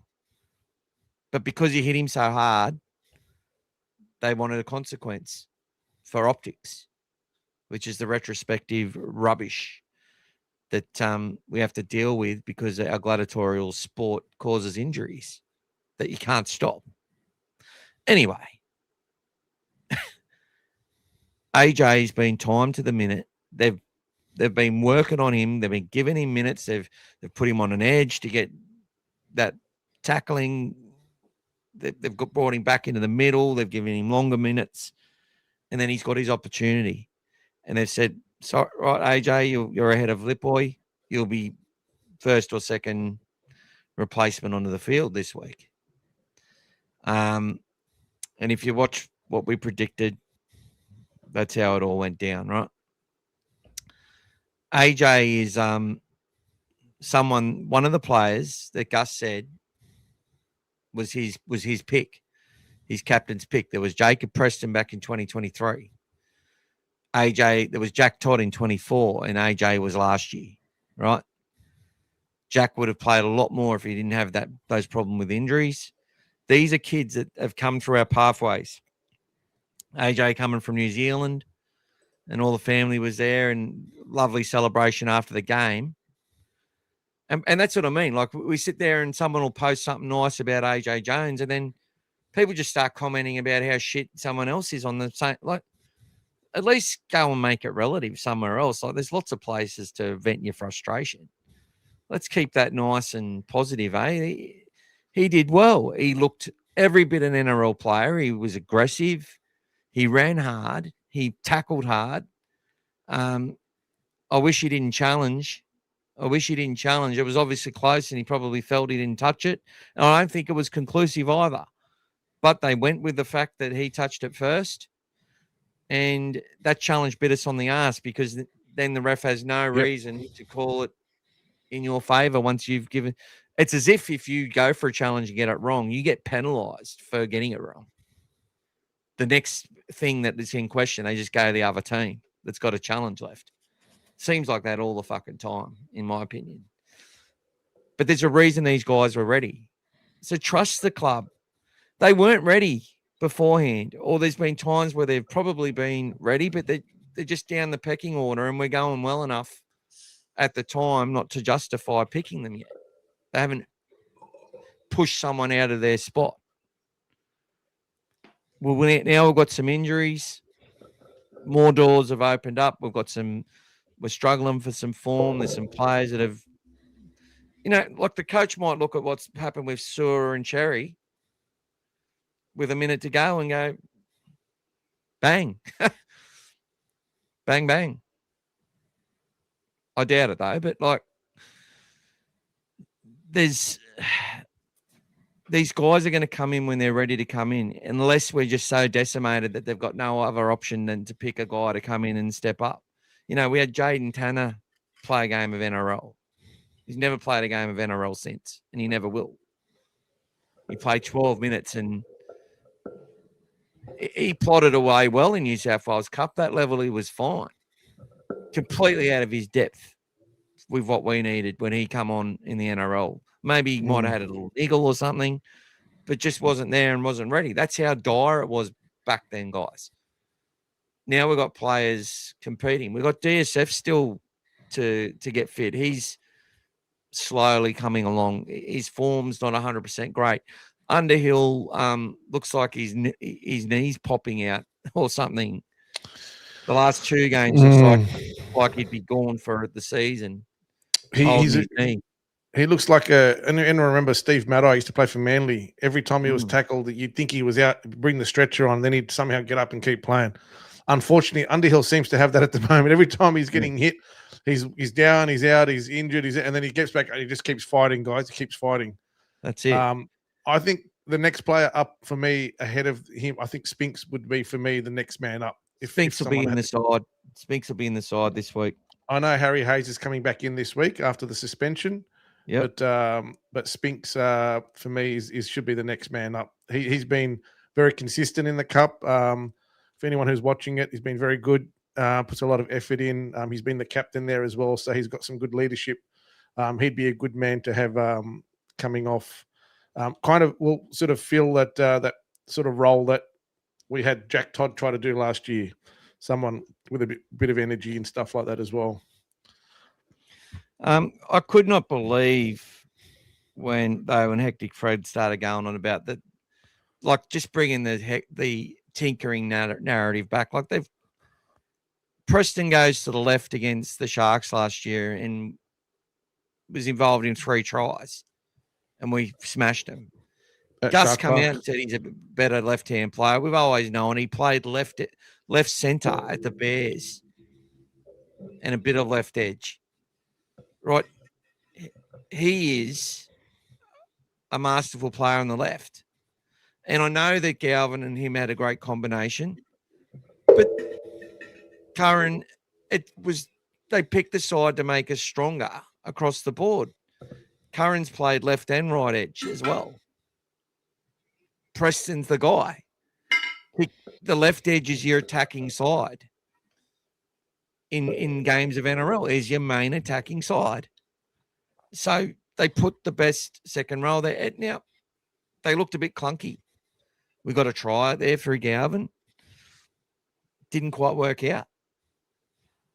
But for people to just come in with the tinkering narrative, we're having injuries. We've got players that are playing on the right that might be better on the left. It's like putting Cherry on the right and Critter on the left is because Critter is a menace on the left edge as an attacking player.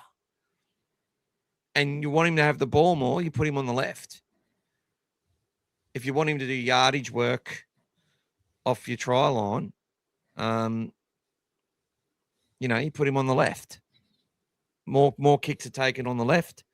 They try and tire out the side that's going to do the most of the attacking. Have you not noticed that?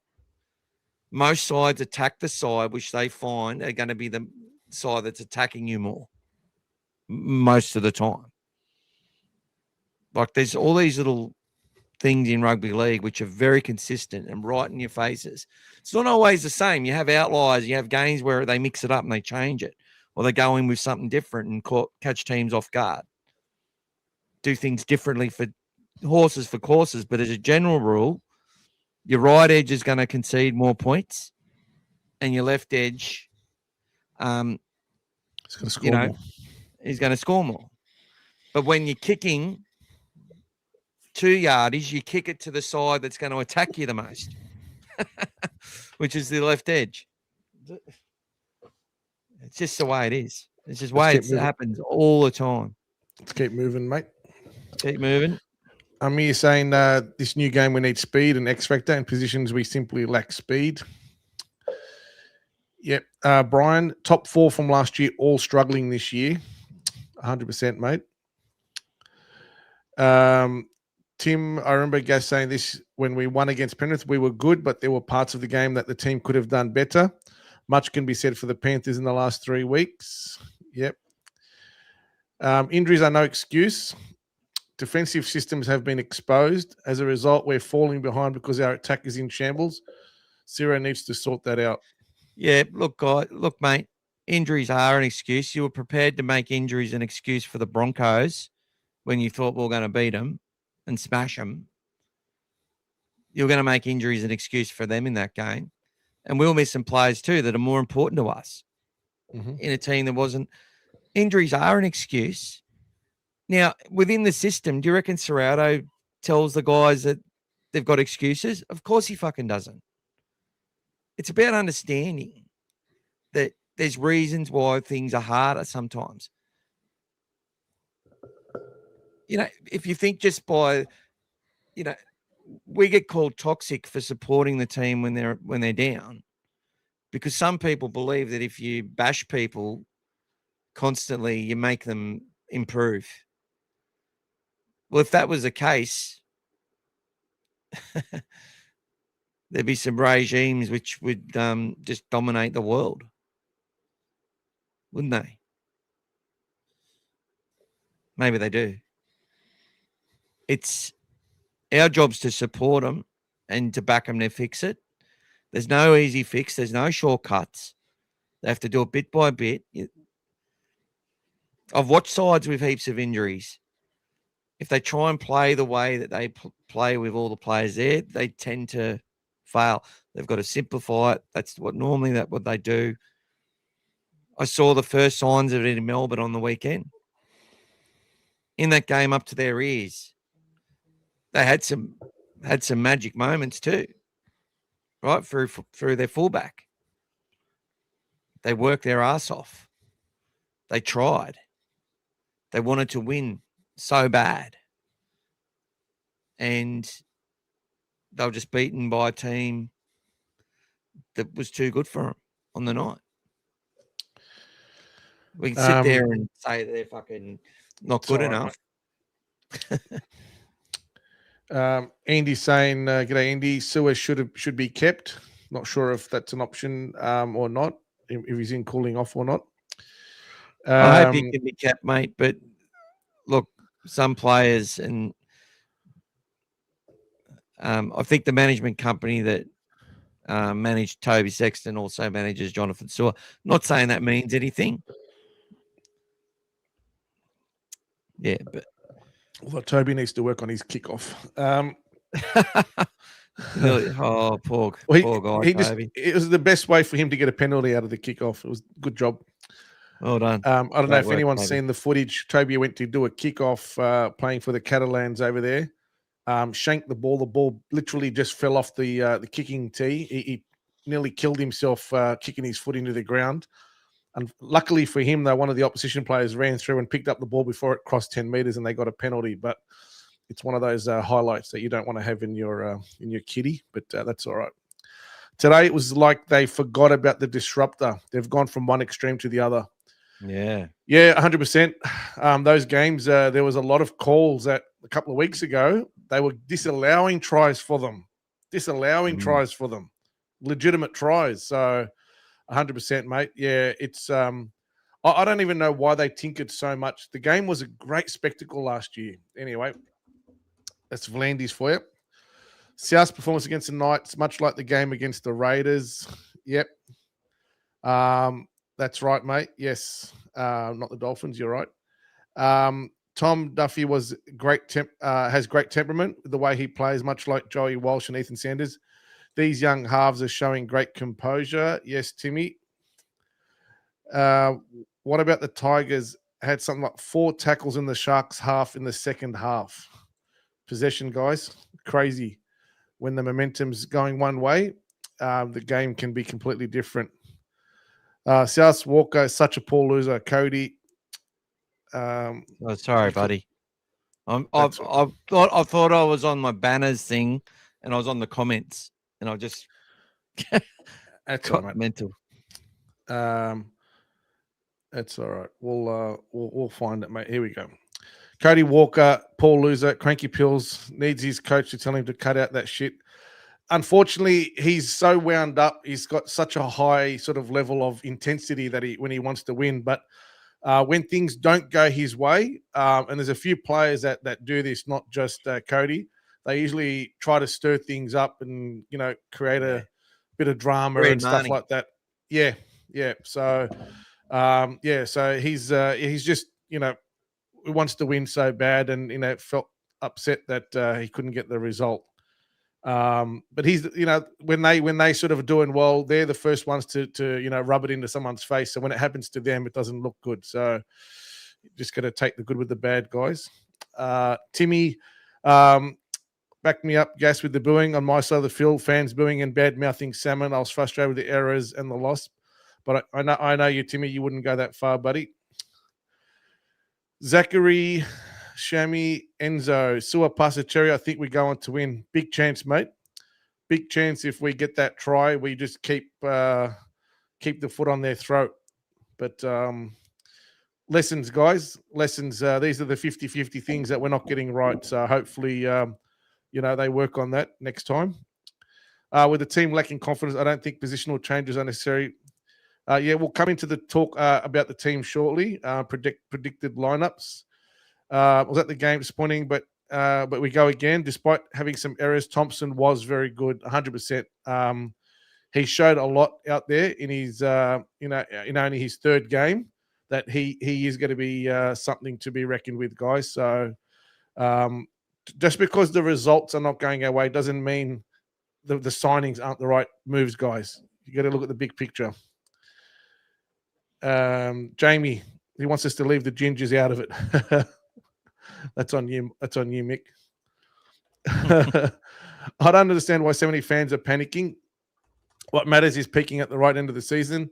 Just look at the Panthers last year. I don't think Panthers planned that last year. They had a few injuries as well, but and this year it's a different look. The way that the games are played this year, nothing is for sure. Nothing is certain. So 100%, if we can get on a roll, anything can happen. look, if the Roosters can win 5 in a row and Manly 4 in a row, anything's possible, guys. Adam Reynolds always does. Does it? Yep. What Reed? Yeah, okay, yep. Adam Reynolds, yeah, exactly, mate. So they want to show the opposition. Oh, the coach, look at this guy. I have to hold him up. He's about to get knocked out. I think it happened in one of today's games, guys. Somebody was down and out, and another player come running over to help them out as well. Kobe Hetherington. Kobe Hetherington for Manly. There you go. Yeah, there you go. They made sure that they held him up and let everyone know. But he got ruled out straight away because his eyes rolled when he hit down, but he probably would have been fine. Jason Kobe should be a Bulldog. Bullock Mike's sitting a few meters from the Seraldo's box, probably on the center line seats, and they were directing their booing towards the ref. Oh, that's good. Yeah, from our side on the kennel, on the opposite side to where you were, I wish I could say it was the same, but unfortunately it wasn't at the ref on that side. Yeah. That's right, Daniel. That's right. Okay, what do we got here? Tiam Ram. I just think the game's rules have changed. We haven't been able to adapt yet. There's some problem, but the competition is all about offense, speed, and 6 again momentum by the reps. Look, we've got to work out how we make that play into our advantage. That's the issue. With the players that we've got at our disposal as well. That's it. So, and they tried to do that on the weekend. They tried. They tried so fucking hard, and for people to say they didn't try. Effort was there, guys. 100% effort was there. Yeah. You could hear the hits from the sideline. They were trying their hearts out. We lack leg speed. Our play the balls are among the slowest in NRL. The game has changed considerably this year, and we've not adjusted yet. G'day, Scary. G'day, Sean. And Big, we'll talk about the donations again in a minute, guys, but keep going, brother. Harry, how are we? All things positive. G'day, Has. He's Has on, is he? He's on. James, you said we're closer to a premiership this year than last. How when we're here 6th in getting the opposition, but 16th in attack. Yeah, well, you can. That's what I mean. Like, sorry, I'm probably trying to be a bit too smart for the fucking room again. And that's just me being an arrogant prick. At the end of the day, they are closer than they were because the players they had in their team were never going to fucking win a comp. As much as they believe it and want it, and the fans loved it at the time, nothing was easy in those wins. And they beat some sides. Now, if you compared the sides we beat in our wins last year to start the season and compare those sides now, those sides are a lot better than what they were when we played them last year. All of them have improved. I'm not saying we're playing better. I'm saying we're closer because the people that we're developing are closer. The players that we've brought into the squad that with the potential that they've got are going to be much closer to the type of players that can win you a comp than what we had. Now, I think Reed Marnie is good enough to be a hooker in a premiership winning side. I really do. Freddie Lussick will probably be good enough to be a hooker in a premiership winning side this year. If Mitch Kinney gets injured, he can go out there and do the job. But he's been playing hooker for quite a while. In systems. Why do you think Penrith are quite happy to bring Warriors players back to Penrith and players that have been in that system? Because they're playing a similar system. Same with Bulldogs players. You know, Alamotti learnt the system that Penrith played, right? So when I say you can sit there and go statistically, you know, I've done it before too. I'll say it to be all things positive, you know. I'll go, oh, our stats are better here than they were there, just for a post, right? But what I'm trying to say is that we have to develop and get the right players into our squad that can be not just compete, but can win comps. We've got to build, our foundation has to grow and be secure to have the talent there. Now, I'm telling you, it's all very convenient for a lot of people. And go back to the comments you made at the start of 2024 after the 2023 finish and tell me that you were confident in Blake Taft, Kurt Mann, Jamin Salmon, Drew Hutchison, even Toby Sexton coming to the club. Yeah, we beat a reserve grade South side after we got flogged 66-4 or whatever it was by Newcastle. 66-0, mate. 66-0. Yep. Right. You can sit there and tell me you were confident in those players and Josh Curran. I sat there and watched what people said about Reid Marnie coming to the club and hung shit on him. People talking about the Fox. You know, they're talking about everyone. They've cast shade and doubt on fucking every player that's come to this club. The only one that's been sort of treated like the Messiah was Serrato coming in. And Stephen Crichton. Critter. Kickout was called lazy. You know, his father died in the off-season. He didn't have an off-season. He then got injured with a pec injury, come back, and people were saying how shit he was after he spent 18 weeks out. You know, these guys all brought standards, even the Drew Hutchison, stuff off the field as well. That's why we've got O'Sullivan to the club, similar sort of thing. Working with the Greenacre Tigers, doing a lot of coaching, helping guys out. Really good communicator, really good person. But no, we want to hang shit on the word communication or learning lessons or fundamental stuff that they just keep. It's all lip service at the end of the day. Media is lip service. These people, yeah, the stats don't lie, but we're winning a fucking shit. We're winning a shitload of stats. Yep. In games consistently and losing on the main stat, which is the scoreboard. But it's round 9. We're still a big chance of making the top 8, and we have to believe we can do it, and we have to believe in the players that are going to do it.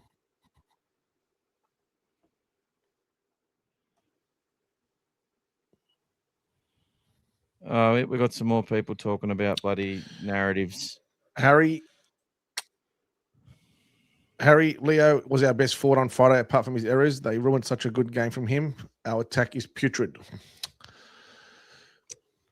It is a bit putrid, Harry. Confidence, mate. Confidence. We're building, mate. That's the thing. That they're just building. They're building. They're going to have to build it. Can we go buy a Mariner or a Karapani? Would love to have them at our club. Yes, Amir. We'd like that. Mariner's injured. We have the best win of the season. We have the best win of the season behind our backs and have gone downhill since. No logic in saying that we're getting belted all around the park.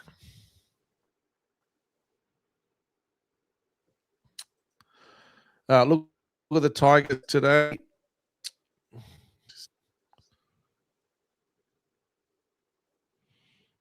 So you should, Harry.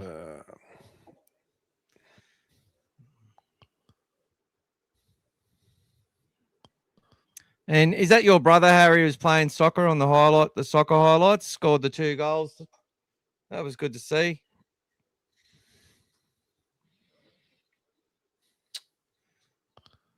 The Luai effect. Is the media going to start calling it the Luai effect? That's it. Well, I'm waiting even Madden came on today. Maybe it's going to be the... Must have some delay between you and me, matey. Oh, you keep cutting in and out. I don't know whose internet, but yeah. It's all flowing my side, bro. Okay, maybe it's me. It's you. Even if it's not you, guys, it's you, bro. See these shoulders? They can take anything. Don't worry, mate. That's it, mate. Look, you're an actual sportsman. I'm the wannabe sportsman. So I know where my bread's buttered, brother. I don't even know if that's the right thing to say, but anyway, you're the star of the show. When I let you be, I'm the supporting act, mate. It's all right. That's right. That's why I've got a trophy over there behind me, mate. Although it's only a golf one, it's okay.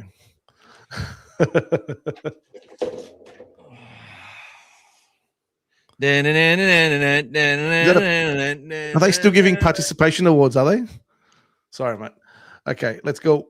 That's my mum's award, actually. 1985.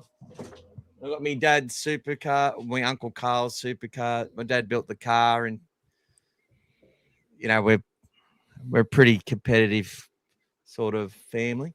But what I was going to say about, I'm waiting for Michael Chammas to go on 100% footy and ask Lure why he lied to the NRL public and the Tigers fans about him staying with the club and not leaving. Look, I don't care. Like, Gus is all for him leaving and all that sort of stuff. He loves Jerome. And I'm all kudos to him. I've got no issue with it. But the hypocrisy for people's narratives about what they want to care about, what they want to hate, where they want to direct their fucking blame and their anger and scapegoat. Everyone's a fucking hypocrite. Can we take out the swearing, please? It's another $1 for me, mate. Ka-ching. Oh, $3. End the season trip. Where do you see our points coming from and who's creating plays? It would be nice to have Carraz back. I think we're getting close, guys. I think we're getting close. Like, attack-wise, it's just one of those things where what they're doing and what they're trying to do and getting the results, it's just not working at the moment. It's just not getting them over the line. But I think once they start to get a few points on the board, I think we're going to start having a few blowout scores, like where they can really pile on 30, 40 points a couple of times. That'll get them going. That'll give them the confidence, and then they'll work around that, guys. At the moment, all I keep hearing about is Adam O'Brien. Like, who cares, guys? He's an assistant coach. I don't know why everyone's hinging all of what's happening on Adam O'Brien. Like, wake up to yourselves, seriously. It's a narrative. Yeah, it's a narrative. Exactly. It's if it makes you sleep at night, that's fine, guys. That's okay. You can sleep, tuck in AOB with you. That's fine. But yeah. And look, maybe he's not going to work out as the right man to fit what we want to do, but he's with us at the moment. Let's back him to get it all done. That's right. Like, fuck, it takes time to adjust your attack and change things, and especially with the rule changes. We just haven't, as many people have rightly pointed out, it's correct. We just haven't been as good as some other teams at adjusting to what we need to in order to win games of football that we should be winning. But as I said, there's teams out there that are playing better than us and playing better than a lot of teams that we've had to play this year. So, yep, we want to be better. We want to hold them to a high expectation. We want our weekends to be fucking good. We don't want to go into a game thinking we're going to lose again and just be putrid, in Harry's words. No, I go to games thinking we're going to win, and I convince myself we're going to do it. That takes strength. It's easy to write them off. That's the easy thing to do. Yeah, that's the easy way out to protect yourself, so you don't have to. So you can win either way. I'll tip against me side, and if we get a win, at least I'll win. Hey, bonus. And I get that. I do get it. And now onto something important, mate. On a side note, well done for us to raising money for another great cause, and thanks for your support too, Brian.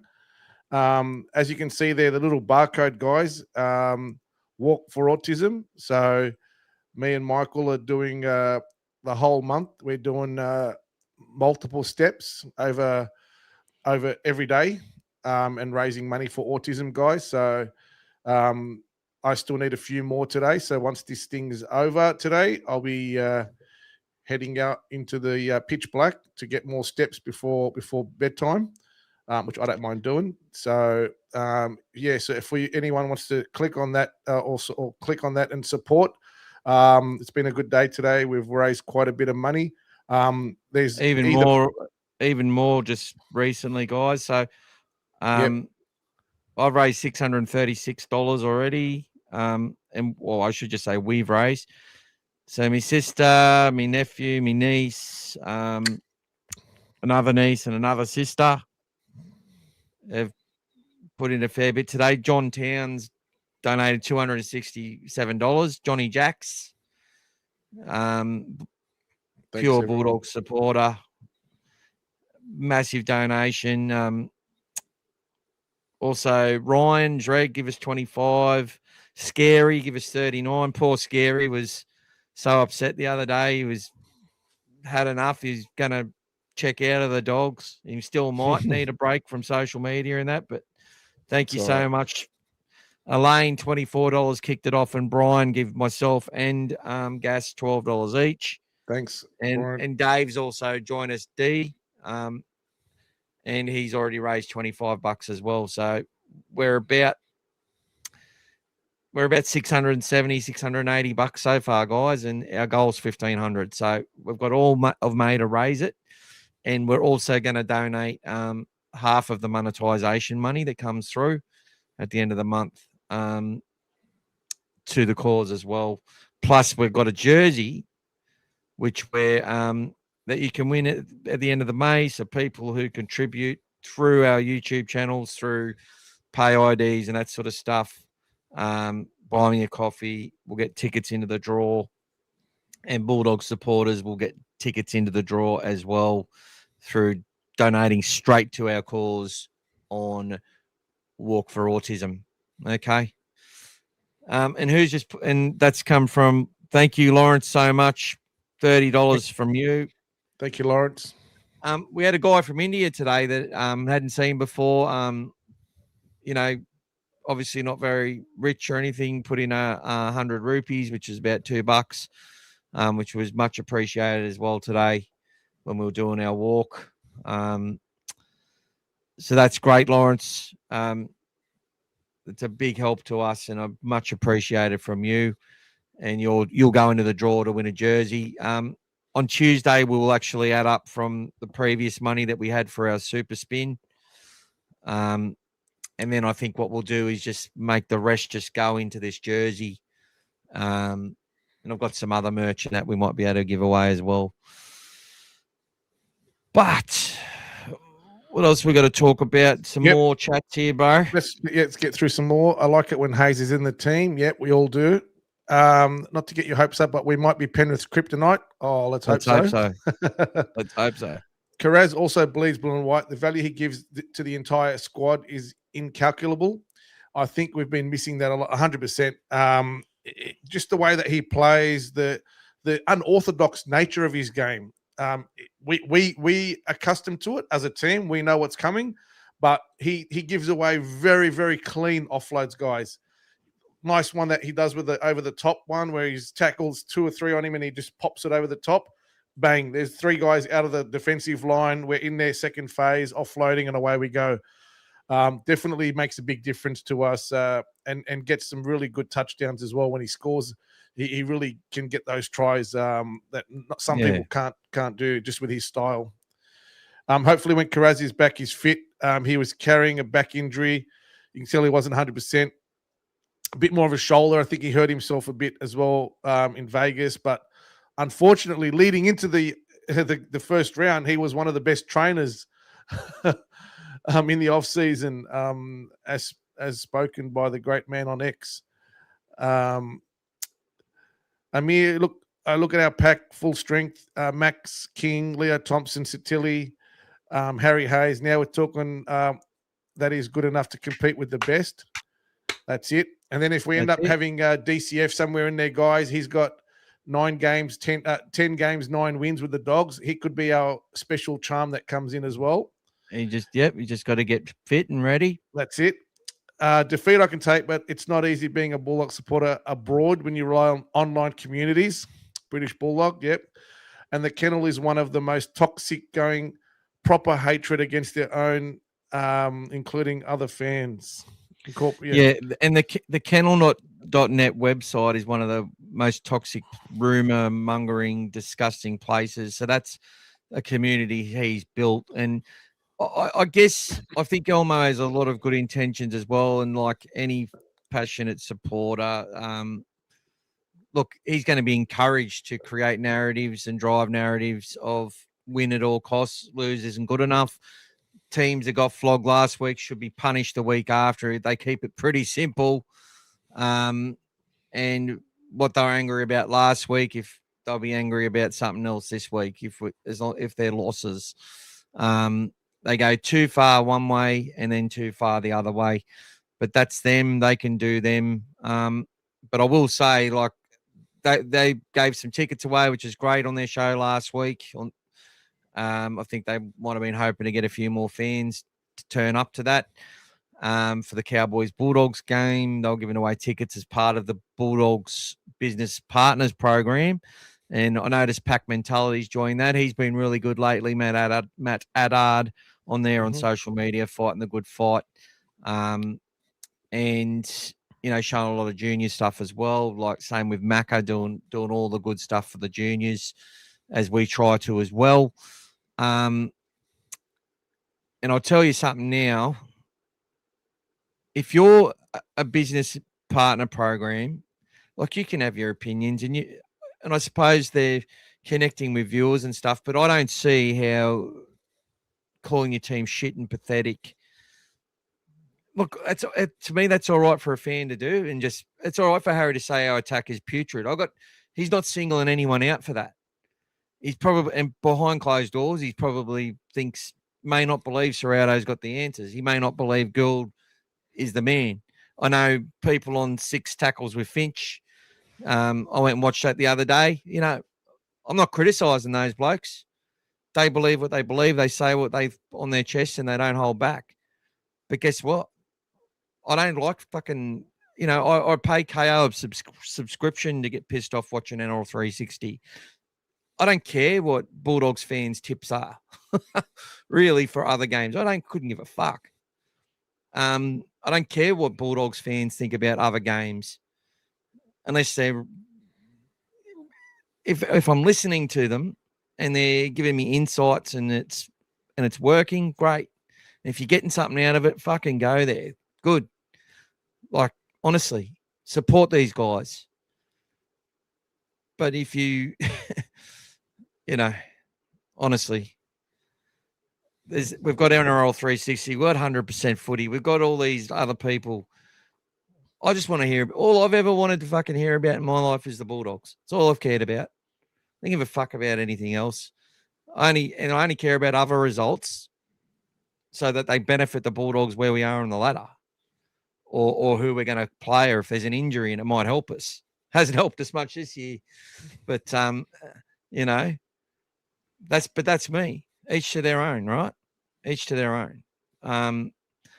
But when they provide spaces for toxicity and they know, and you give them information to say, hey, this is probably more true than what you're hearing out there and you're spreading, and they choose to ignore that because it doesn't suit their narrative and doesn't get them as many views, you know what their caper is, you know what their game is. Yeah, I know they love the Bulldogs, but they also want to be social media stars. That's what they want to do. And that's good. Have your fucking dream. Go for it. Knock it over. Well done, Winston. You know, Winston sat there and his response to me saying, hey, you're calling Serrato a liar and you're basically encouraging people to do the same. And then his response was, basically, I'm a marketing student and I'm happy to fucking, you know, help you get more views because you do a lot of work for not many views. Mate, me and Gas will come on here and talk to 3 people for the next 4 years. We don't give a fuck. Like, we enjoy it. Yeah, we're competitive. But look at the community we've created. I've met some fucking awesome people, had some great conversations, had a few obsessed fuckwits as well, sort of chased me down a bit. But friendships, massive friendships. And like going back with Pete Webber and that. Now, there was also some friendships and with some people where it didn't work out. And you know why it didn't work out? Because all they wanted to do was just hang shit on the fucking club all the time. And they thought that they knew more than people that they don't know more than. And when you try and give them information, they just don't ever consider it. one thing Gas and I know is that there's always some little problems. Nothing is always all things positive. And some turds just can't be polished. But we just got no control over that. And what's the point of just sitting here and making you feel more angry at the club? Let's look for a way together on how we can win games. How are we going to do it? The good question that was asked before was, how do you see us scoring points and getting it back on track? Gas, you had a good attempt at that. But specifically, it comes through what we do through the middle of the field. We have to spend less time on the ground when we've got the ball and more time on the ground when they've got the ball. That's going to help us a lot. Now, somebody said that we had the worst, slowest play the ball in the comp. I don't know if that is actually quite true. So what is play the ball speed on the stats? I don't think it is, but I've been watching the play the ball speed most weeks. And I think while we have lost that quite a few times, overall, we're better than most sides, if that makes sense, as far as our average goes. But we can improve it. We do. And we do need to spend more time on the ground in defense and less time on the ground in attack. That's where we're going to start making some ground. But even when we have generated speed, we probably haven't always backed ourselves to take full advantage of it. So they're going to have to do that a bit more. And right now, people are expecting Burton's going to run. Preston's going to get the ball short. They're going to go early to Critter. And they're anticipating a lot of our stuff. So we have to just do things a little bit differently. And even if we don't get wins, even if it doesn't pay off, it does create, it's like if they keep doing that, eventually it will play off. And then you'll get what Gas was talking about. You will get where you won't just get one try, you then get another try, and then you'll go back to something you normally do. And they'll be worried about the other thing you've been doing successfully. And then all of a sudden you score points there. Then someone's just going to put a chip over it and we're going to get the bounce.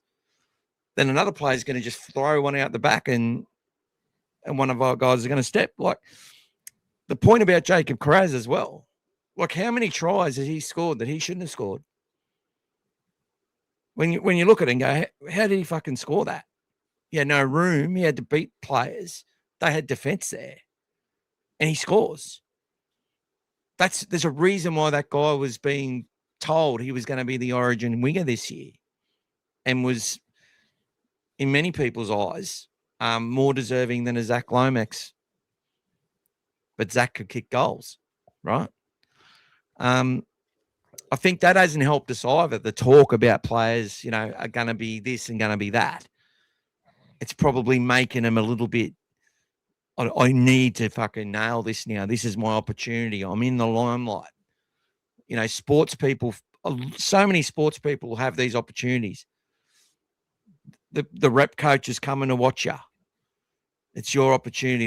They've heard all about you. They want to pick you in their team, but they're there to watch you right now when it counts.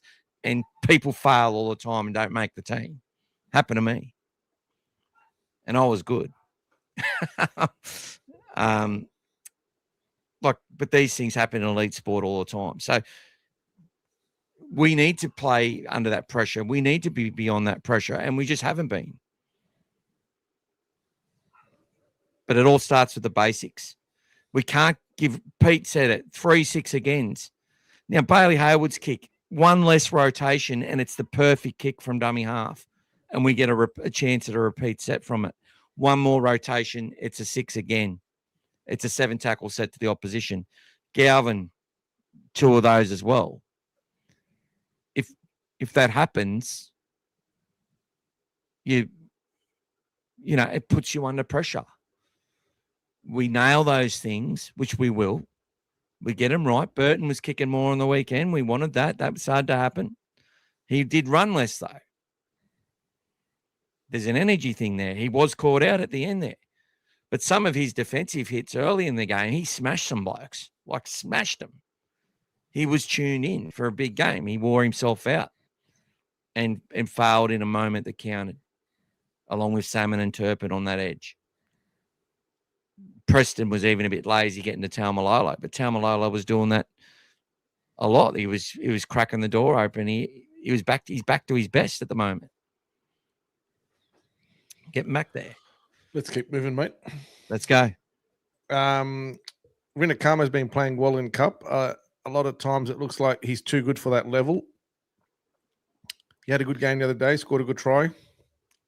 I think he'll be the cover this week. I think Montoya might get a game in New South Wales Cup just for his fitness. And Rinakama will come for the trip up to Brisbane is what I believe will happen. What do you reckon about Preston moving to the left? We've spoken about that. What about the combination with Galvin on the right? Can you tell me your thoughts? Do you reckon Mitch would be 14th man or Alex Conti or Kate Dykes? Again, Mitch Woods is g'day, J Bulldogs support. I hope you're well, buddy. Mitch is he's injured. I know people in the media talk about him because they've got no idea. Hasn't played a game this year, guys. He's nowhere near playing at the moment, and they talked about him last week. Alex Conti's doing really well. He might even get a chance to jump on the plane, and he's probably a big chance. I've put a team out with Gordon Chan come Tong. Now I don't think Gordon's been brilliant at all. I think he's had some really good moments in games and done some great stuff in some games, and he's got a lot of potential. And he stepped up and been a bench player in NRL before and done well. So he might jump on the plane and be someone which we might need to call on. Or they might, I think it'll be more likely for him, just being that forward and that tougher player. It's round 9, isn't it? No, 11. round 10. So after this game, New South Wales Cup players like Fami Tuilolo and Matamula and all that can potentially get a go as well. So they could be options. Something you said earlier, 100%. What you're saying is so true. Thanks, mate. Karapani's injured as well. Harry's saying that was his nephew that he was referring to. Well done to him, brother.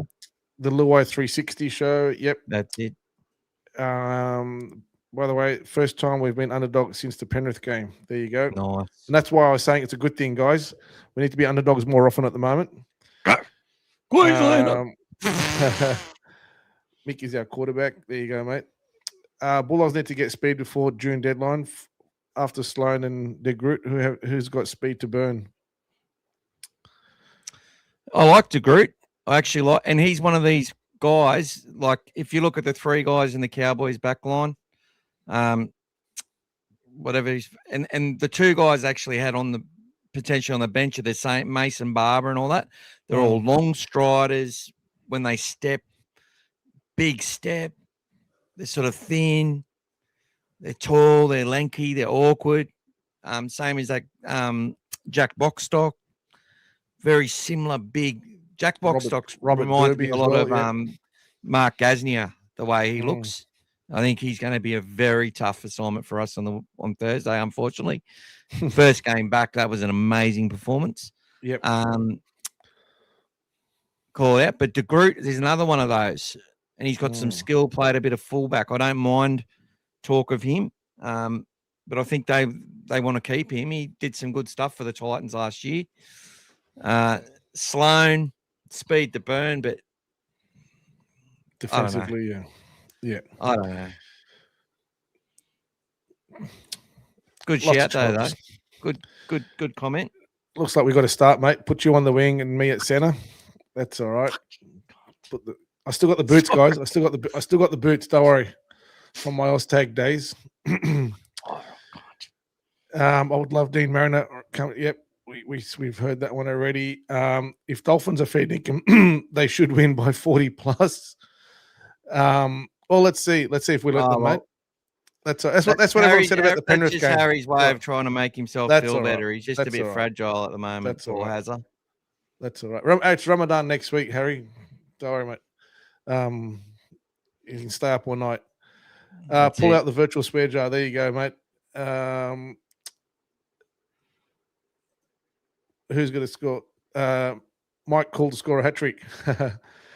Our attack isn't good enough. They look lost for answers. Critter looks injured. He's still he had a grade 5, guys. He's not going to be perfect. And he's playing through a lot of pain and injections and everything else. But most teams now have got players that are doing that at the moment, especially when everyone's depth has been tested.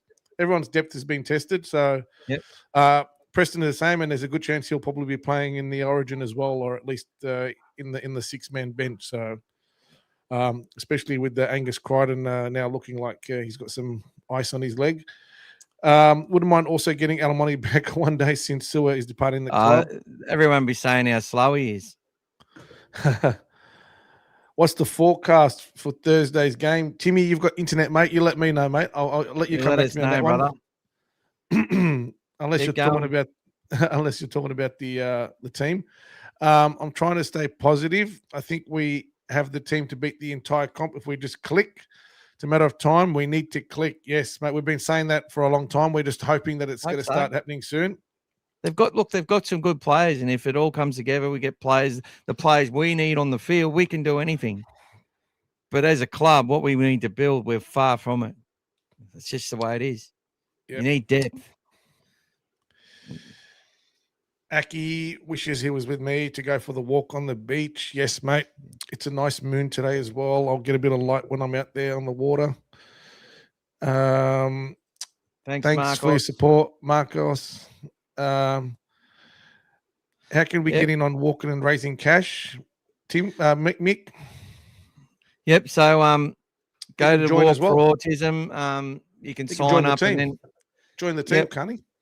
Yeah, and old fella, if you've got a Facebook or something like that, or you've got to, get in contact with us somehow. You're supposed to meet us at the Broncos game. You live in Brisbane, I think. So hopefully, happy to help you to join our team and just to walk and raise steps and contribute to the team target of steps that we're doing.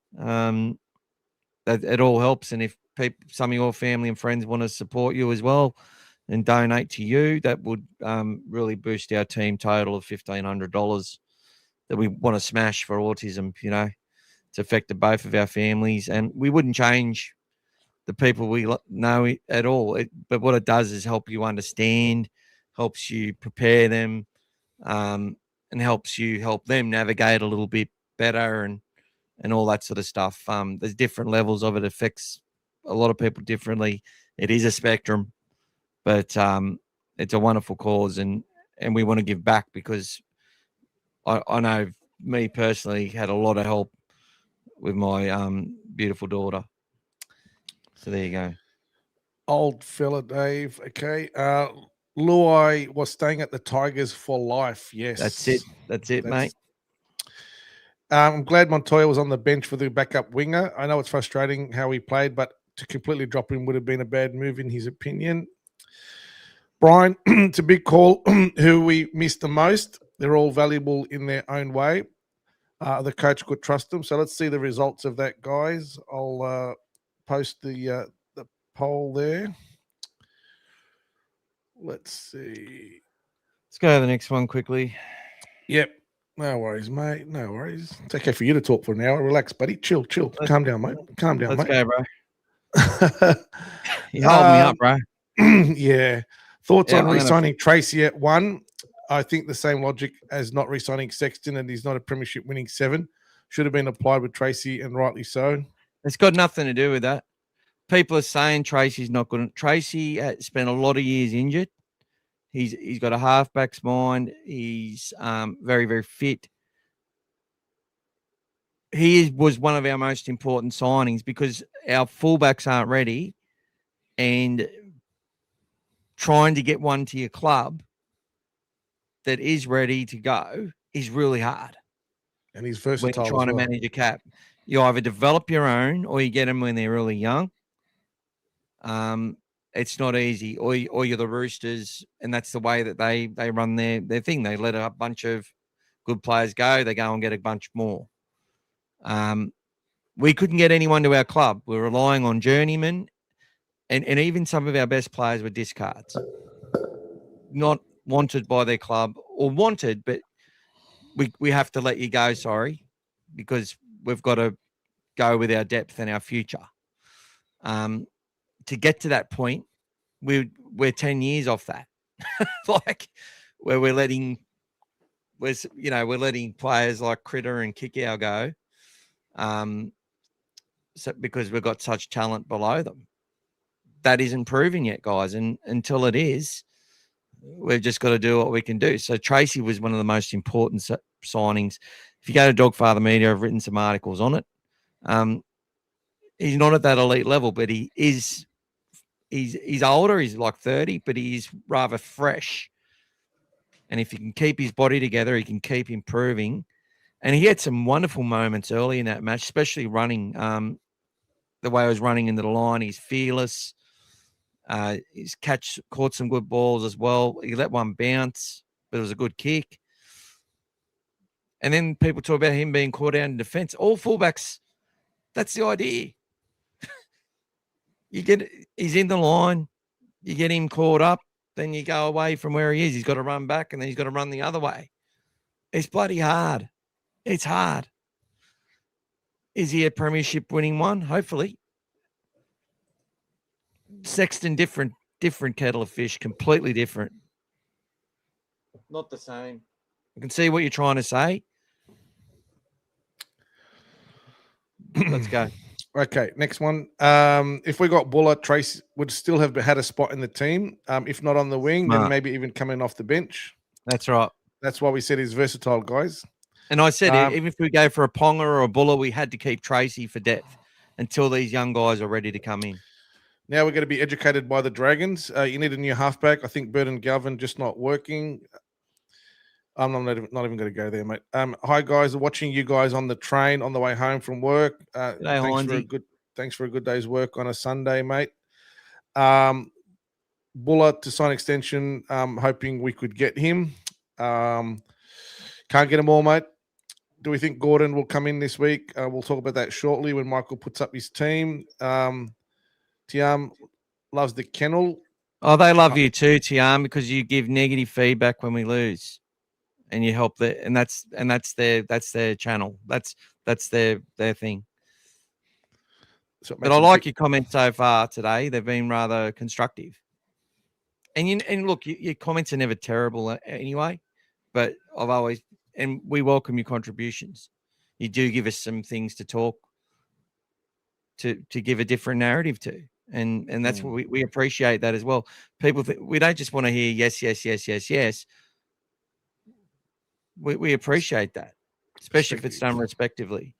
And support Bulldogs podcasters. We want you to. Mm-hmm. But they get it wrong all the fucking time.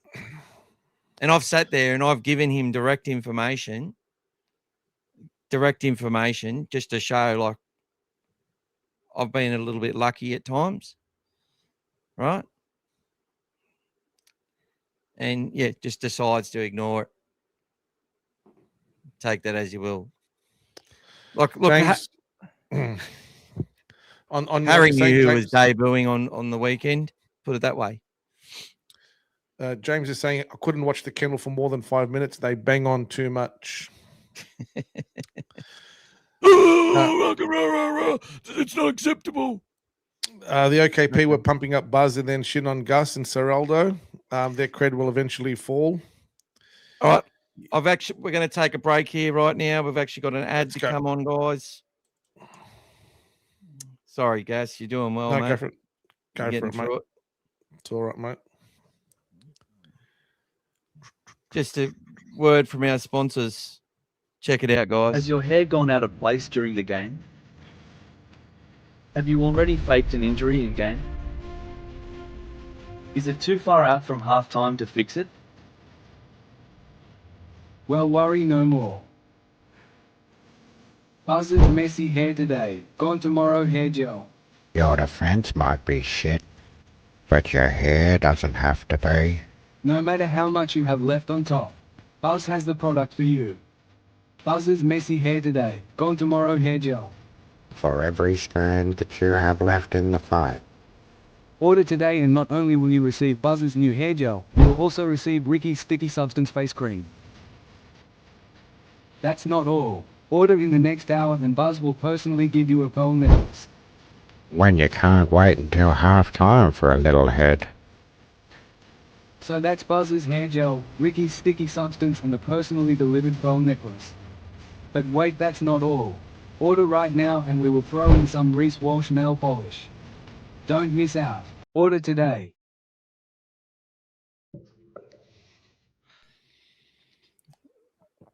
There you go. So buy it from all your regular chemists and stuff like that. Buzz's hair gel and Ricky's Sticky Substance. Moving on. Timmy's saying Mr. Exclusive Mark O'Connell, right, Mick? Who's that? Timmy. Heinze, would switching players back to their original positions help? Galvin to 6, Bailey back to halfback, and Gordon to 9, perhaps? Look, Gordon isn't, in my opinion, isn't ready for NRL, but he might have to be with the injuries we've had, and who knows, he might come in and do really well in a short stint. I think he's still building fitness, he's building confidence. He can tackle all right, he hits hard, he's made a couple of breaks too. He dropped a ball, which I sort of swore at him when I was commentating the New South Wales Cup game late. But I love Gordon, and I hope he comes in at some point and gets an opportunity and does really well. But and he honestly, he might have to, and he's on the development list, and will join the top 30 next year. So let's he could be one that's on the plane to Brizzy. Let's see. NRL fan need to stop doing those stupid little bombs from Galvin and not contesting for it. A lot of teams, I think we could contest more. I agree there. I think a lot of teams just want to pin people down in their area and force a mistake. That's worked for us for a long time. What do you think of Hayward being the 9 going forward? Turkey's nest. I think right now he is the player of the job. And if you go watch that game again, the amount of one-on-one tackles he's had to make, clean up stuff. He was on top of Marnie for the first half, especially. Got in there and knocked the ball down, which Parra did that to Marnie when he played against them for the Dogs 3 times, I think. And this talk about him not running and stuff, like as we said, it's not an easy job what he's got to do, and he's developing that part of his game. And he was, as we pointed out, the plan was for him to be deputising and still learning in that role and playing, and if needed to play 13, play more 9 in tandem with Marnie this year. But Marnie went, and that's all there is to it. And he's playing well for North Queensland. He's actually struggled a bit. He's been very inconsistent and up and down, if you ask me. But he's a fighter. He's a tough dog. And Parra missed him when he left, and we are missing him this year, and we always were going to be. That's why they had to bring Hayward in earlier than they wanted to in that role. Signed for this year. But I think Hayward's a 7. We call him a 13. And talking about Mark O'Connell, like I'm hearing him sort of. I remember when Hayward played one trial match. This is the sort of stuff. He's like, well, he should be the hooker ahead of Marnie, and Joe Ash should be the fullback because they played good in a trial against Melbourne, who had no NRL players in it.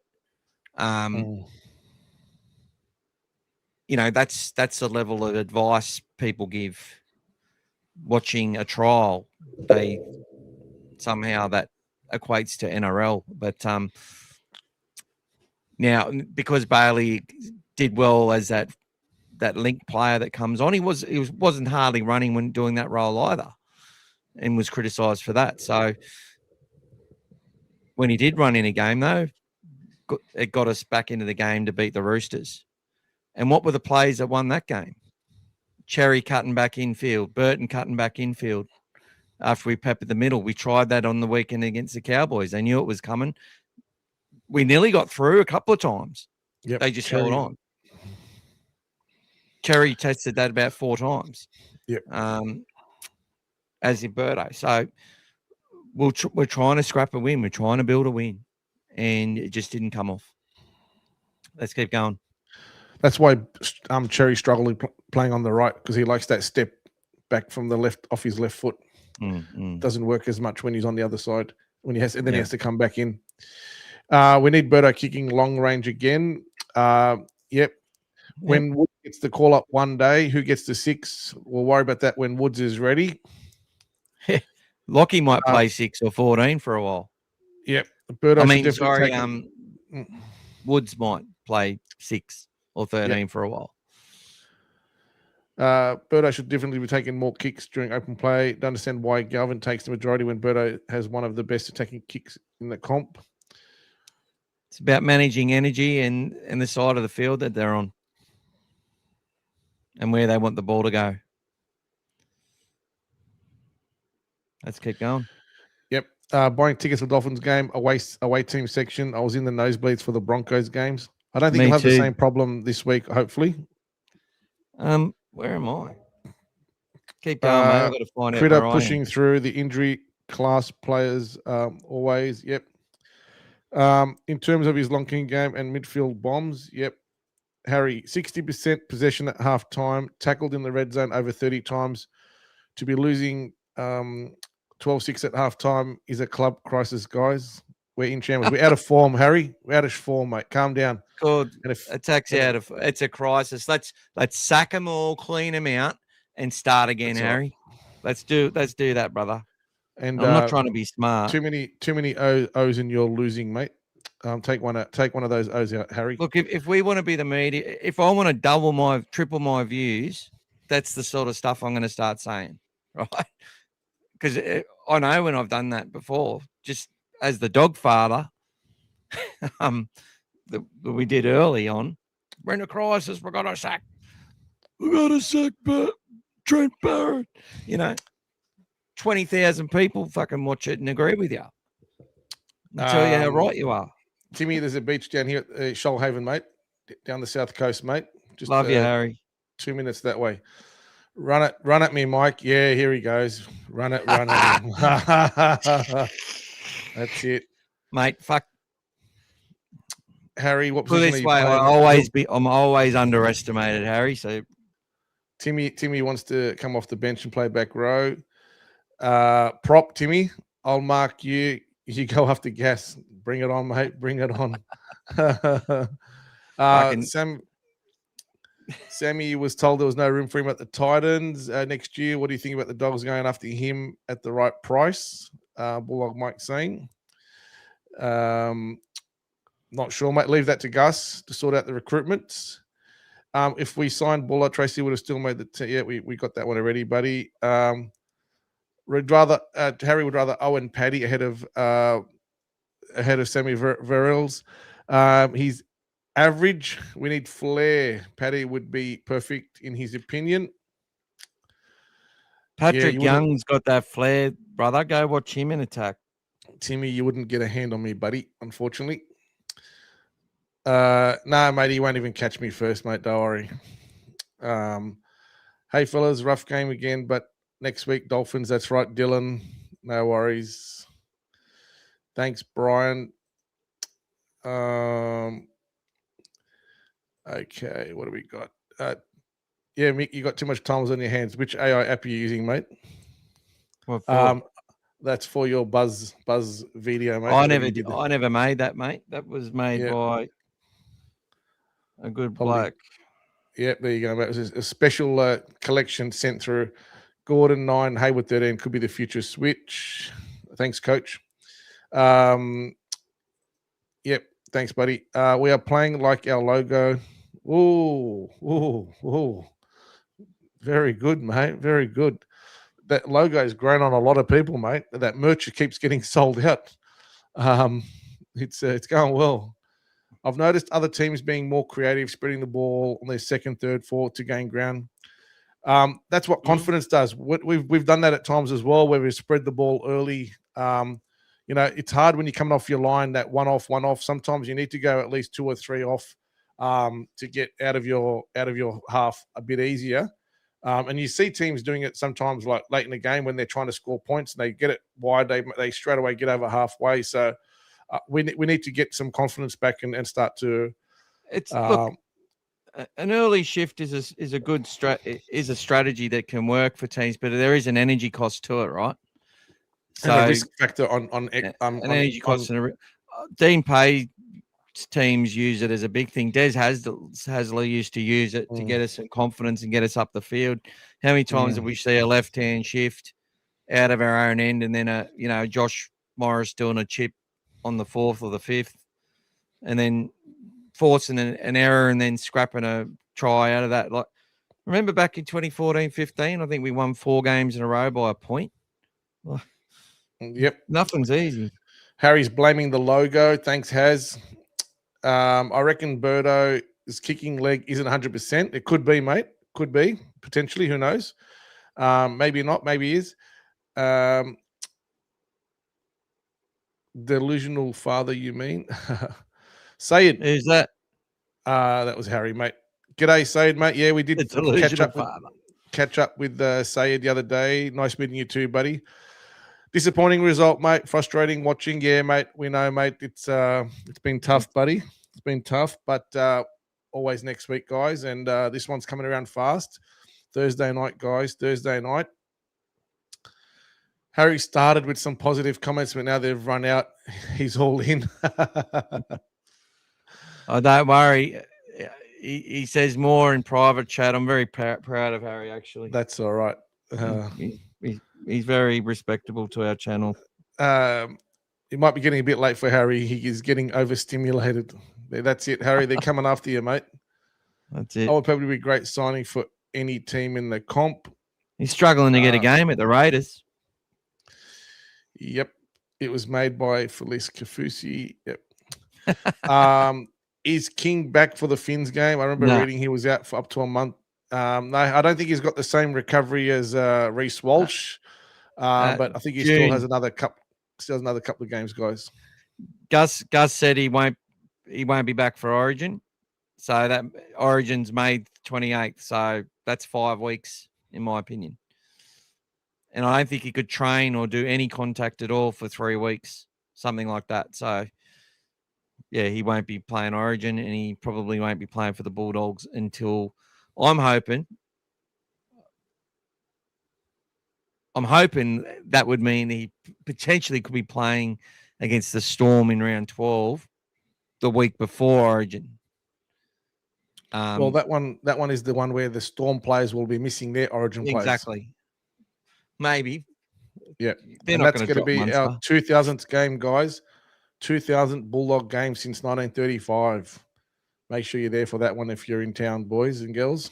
Hopefully they're singing the song on the field afterwards. Yep. And hopefully winning that game to go 3 in a row. If Buzz has all the answers, could he be our next coach? Ciro's assistant. Ciro can be the assistant coach. Dylan will be at the Dolphins game. Hopefully they don't do Dolphin chants every time we touch the ball. Will they do that? I'm guessing you're talking about Owen Paddy proved he can play NRL last season. Yep. Origin late May. Yes, Timmy, correct. Adam O'Brien can be the water boy. No worries. Not his fault. Senior players like Starling and Bradley are in front of him. What do you got, old fella? Dylan, how annoying was the ground announcer for the Broncos who started screaming to the mic the second the Broncos kicked it high and our blokes were under it? Yeah, that's I thought there was a bit of a level of, when players, they always play the music or something, call something out. But once the play's on, they should be, putting that under a bit of control. There should be something it's no different than tossing that ball up like Birdo was, and apparently putting someone off like Cleary. As soon as something comes up, all of a sudden, they put a rule in. Oh, you can't do that. So let's see. Timmy will be there for the Storm game. Yes, buddy, we'll be there, mate. Harry, give Harry a spell. He's a panic merchant. Would not like to have him in the trenches. Oh. Harry, low blow there, mate, coming through. Oh, that's it. You've woken Harry up, mate. He was just about to fall asleep. He's woken up, man. He's up. With the Storm current form, can be certain they will be missing Munster and Grant based on form. Won't matter, mate, what those guys are doing. They'll be in the Origin team. So that's going to be a given.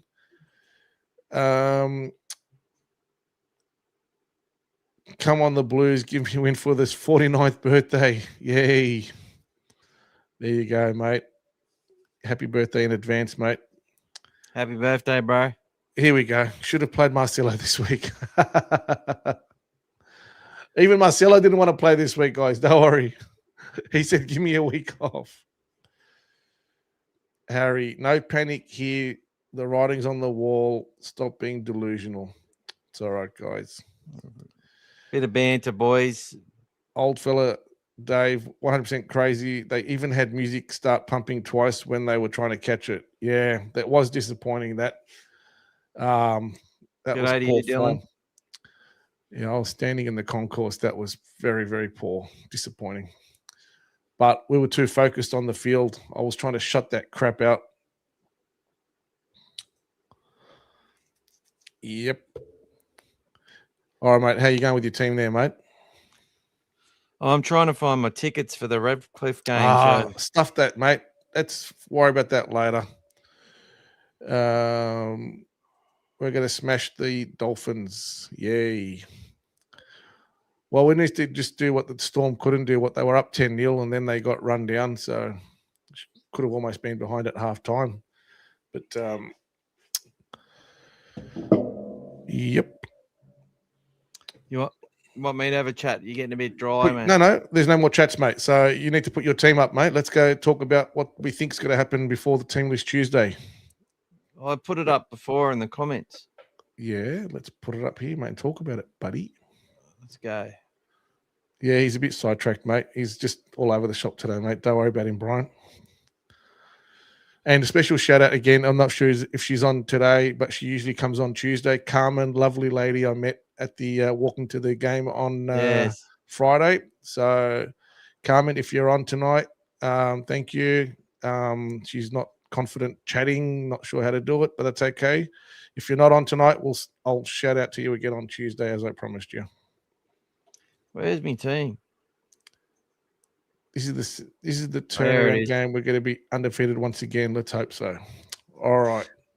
So we've got Tracy, Sewer, Cherry, Crichton, Tuala, Burton, Galvin. It's round 9 or round 10. They'll be given this chance to go there, play with energy.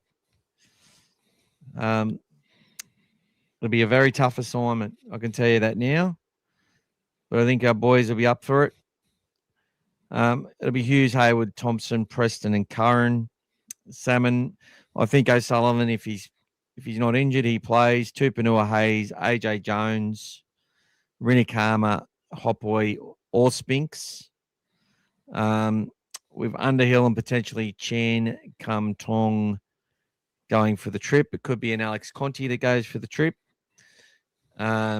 Could be a Cade Dykes who goes for the trip. But I think they'd want to keep Cade playing footy this week and keep him going. And that's what we've got to look at. Who do they need to play? I think that Marcello would need a game to keep his fitness up. So bring Rinikama with a chance he could play. And who knows? There could be a little niggle or injury in the group. You don't know. We've had players carrying injuries, but I think that's going to be. I think 22 of those players are going to be pretty close to what goes out there. And I'm likely to hear more closer to the game The good Which thing is the don't share cup with game. everyone. The cup game is on Saturday at Belmore Sports Ground, 2:15 against the Roosters. So Oh, being a Thursday game, we've still got a few days. If somebody travels and doesn't play, they've got a chance to bring them back and pump them into that team as well. Montoya will be covered then. Montoya Yeah. will be covered. Rinicama will stay home, or they might bring both. You never know. Maybe they say, Mars, if you got to go on, you go play in the middle. You go hit it up in the middle, mate. That might be something that happens. You never know. Or you go cover on an edge, play back row, do the Ockham ball. That's the other thing. I couldn't believe they were going on about Ockham ball the other day. He's the only player that sort of went on the podcast. Current player, and basically we're hanging shit on him. It's just like, fuck that. Anyway. All right. Brian. I'm forgetting a player. What's Brian saying, mate? Lucky guys is keeping everything together. Love you. Thanks, Brian. That's it, bro. Thanks, Timmy. Shout out to Carmen. Yeah. I'll show you want to see what Carmen looks like, Timmy? She nice young lady, mate. You can say hello to next time you see her there, mate. There you go, Timmy. Well, there you go, mate. Hey, Carmen, beautiful. You like moving press to the left? I know Gus says preferred side, but looks strange. Not strange at all. And he played left against the Sharks last year. The week before he played right, and Curran was on the left against the Eels. Following week they switched that, and our attack was terrible against the Eels in that game. Although all things positive, we were just happy to go set for set and got away late by 8 points. Played against the Sharks, Preston on the left, involved in 3 tries. And Hayward was the 5'8", with some nice balls. We actually, Birdo threw a ball to Preston, which was very similar to the Sharks game. Slightly behind the line, he grabs to sort of spin, went to do his offload. They were ready for it. They knew they were going to pull that. Yep. That's what I mean. We did some things which got us some wins that other teams weren't ready for. Marnie would have given them a lot of info as well, obviously, exactly on what to look for. So, and that's like when we play the Panthers. We've been getting a lot closer to that team. We couldn't get near them. Could have possibly had three wins out of the last 4 matches against them, even though one's a reserve grade game. Yeah. Let's go to Mondowan on his chat about Serrato's comments. See, this is another thing. And I know we listen to Hectic Fred, and I love listening to him too. I love how he's talking about the Vitramites. My son loves the show Invincible. And Vitramites are like this prestige race which can just, destroy planets with their fists. Anyway, and they're really racist and breed out. They're supremacists and breed out places. Anyway, just getting off track now. You lost me, mate. Keep going. Not enough young people watch our show to actually talk about it too much. But his comments after the game were they're coaches. Do you want him to maybe he can be like Bennett? Like, even if he comes out and says, yeah, it's all our fault, we've made the wrongs, you're not going to say you picked the wrong blokes. I've heard him say stuff. We've picked blokes that we trust that are not getting the job done. There's other people who have to come in. And then most coaches then go and maybe make one change because it was forced. They've got their main group for a reason. And for 60 minutes of that game, we were scrapping. Yeah, we had the possession. That's what we have to do to win at the moment. That's just the reality. Of course, you don't like it. You want to see tries. You want to shut the doubters up. The relief on their face when they score to go 12-all. The effort that was put in by Captain Ignace. Would have been happy with. I was happy with a lot of stuff in that game, based on the circumstance and the situation. We have to we had to get some things going in our favour, and we had to play a game where we had possession, where we made Cowboys get tired and work them hard. If we scrap another bit of luck, unfortunately, Jonathan Suh, if he draws and passes, hardly had anyone talk about that. Young kid, if he draws and passes, we go ahead. I'm sure we scrap a win. Does it change our overall situation? A little bit. We get 2 points that we needed and a bit of confidence. We get to sing the song, but it doesn't mean that we're out of the hole. So either way, it's the same thing this week. Get in there, try and control the game, and hopefully have a little bit up their sleeve that they can exploit in the opposition, that they'll be working on. They'll go in with a plan. They'll believe that they can execute it, and they will need to if they're going to win. It's all it comes down to. I don't care what the coach says. Coach can say whatever he wants. All that matters is what he says to the guys in the room. And right now, some of the things that he's saying aren't reaching some blokes. And some other blokes are just getting too tired trying to implement the plan and too frustrated that they're switching off in moments which count. Under fatigue, which is what happens under fatigue, you fucking fail. So I have no issue with his comments. He can say whatever the fuck he likes. He could take ownership. I don't think it's all the players' reason for the poor performances. Again, why should he? He's got the plan. He's got the players. They've picked these players. They're holding these players accountable. Now, unfortunately, as we said, there's not much to pick from. There's people to pick from, and they're there, and they're coming. They're just not all been ready yet. AJ and Jono are ready. It's been great. And Ari was ready to come in for Cherry. Bit of competition for spots. It's good. We've got some more guys getting more and more minutes, so we're going to be ready soon as well. Once they are, hopefully we get to put them in when we want to put them in, and hopefully they make it really hard for them to lose their spot. That's what we want. And I reckon this coach has had a pretty good fucking record with bringing players into that team that have made it really hard for him not to keep getting picked. Go through it. Why do you think Hayes and Haywood and these players keep getting picked? They were all handed a debut and most of it was unexpected.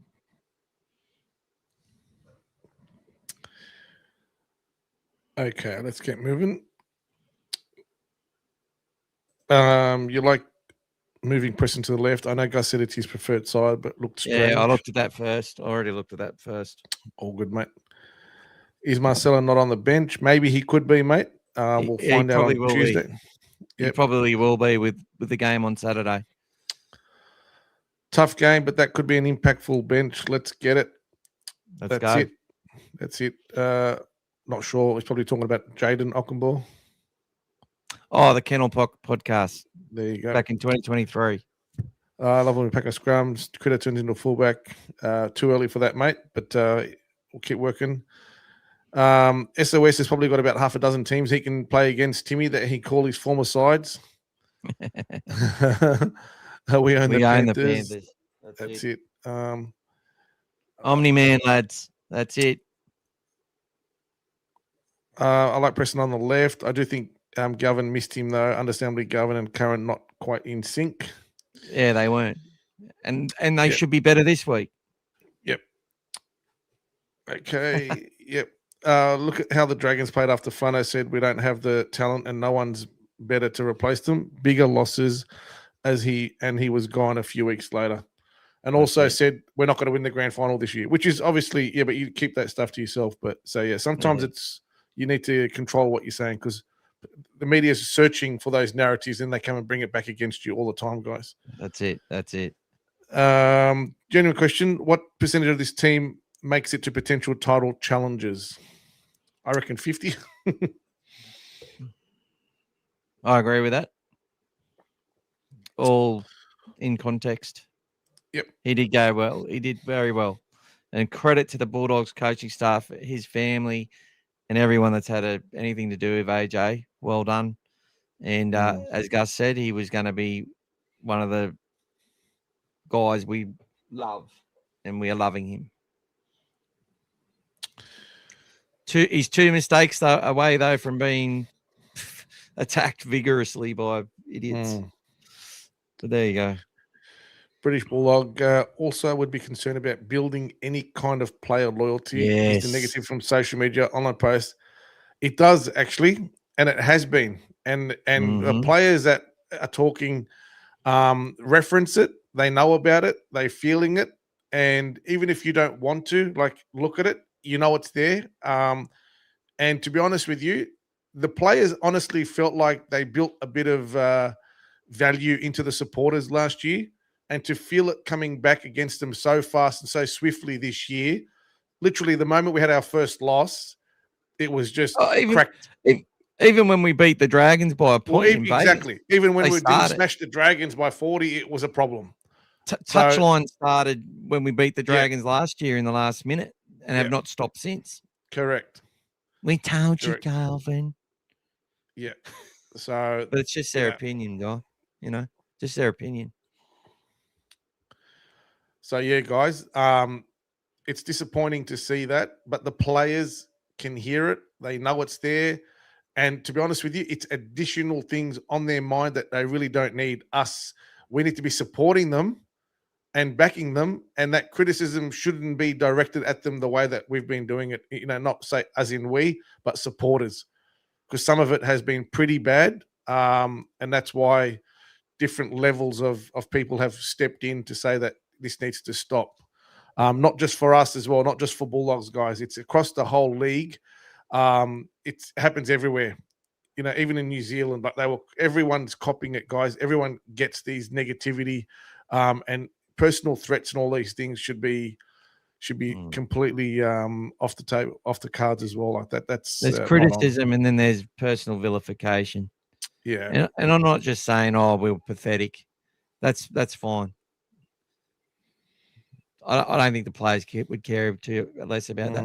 But you start saying that their mates are shit. Yep. Look, there's part of it's like we'll dig in and prove them wrong, right? And of course there's that. Like footy's culture is people have always shouted things from the rooftops at the games. Look, it's always existed. It's just 24 hours a day. It carries on for days and weeks. Anytime someone sees a little photo of someone, or if I go and put a photo of salmon, I'll just get 74 negative fucking comments, you know, and 700 fucking views or whatever it is. I don't even have to say a word. They'll just go. They'll just go at it.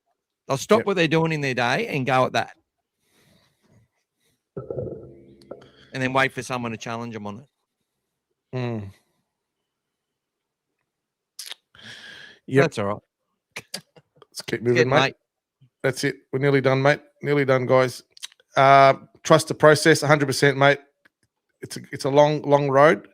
Hectic Fred should be playing with Leo. Unstoppable forces. That's it.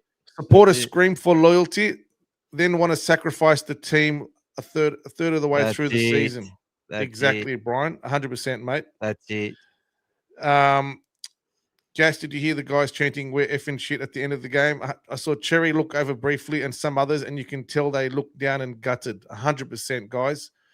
Those guys were down near the front of that kennel section, closest to the players, and that was extremely disappointing. We spoke about this earlier. I know you weren't on there earlier. We spoke about that, and plus we spoke about the booing that was happening after the full-time siren as well. What very young disappointing. kids want to stay in a club doing that either? Yeah, disappointing. I think I've gotten trauma from hearing the Galvin effect at this point. He could have a good game and we would still lose. It's still the Galvin effect. It's a Luai effect now, brother. It's moved. The boos as well. I saw a lot of the guys coming and patting one another on the back. One of the most disappointing things I saw, guys, there was a guy sitting a couple of 20 rows ahead of where I was.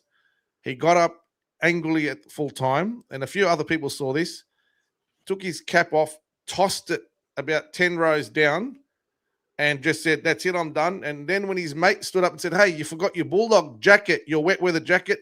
F it, I don't care, I don't want it," and just kept storming off. I'm done. Left his hat, left his. That for me was absolutely disgusting, guys. That was if you disgusting, think that's guys. passion, look, it's all right to say I'm done in the heat when you need the dogs to be the light in the darkness or whatever it is, guys. I get it. I feel that some weeks. But to do that, if that guy's got kids, our world's going to be screwed if They that's were the walking standard. behind him. They were walking Oh behind my him. God. Disgusting. God. Disgusting. He was walking ahead and he was just, I can still see his face now. It was disappointing, guys. So if you're on there, if anyone knows this guy, very, very disappointing. Not the way to behave, not the way to carry on, guys. That's not a supporter. Hopefully he's not a ratified private voting member. Yep. That's the issue. Thanks for keeping the fans in good spirits and for pumping up our team. Appreciate what you guys. No worries, Brent. Thank you, brother.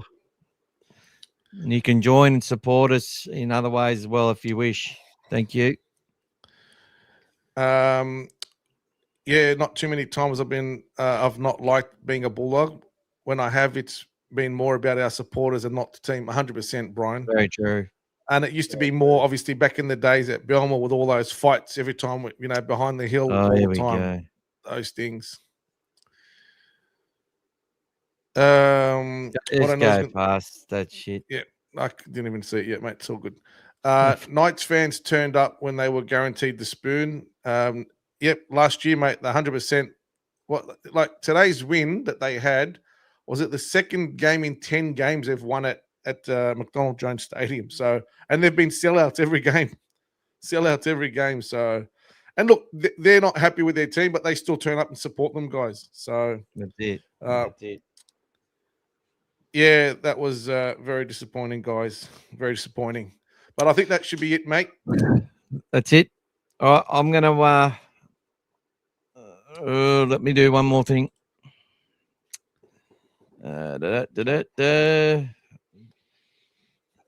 Doing one more thing, guys. I'm trying to.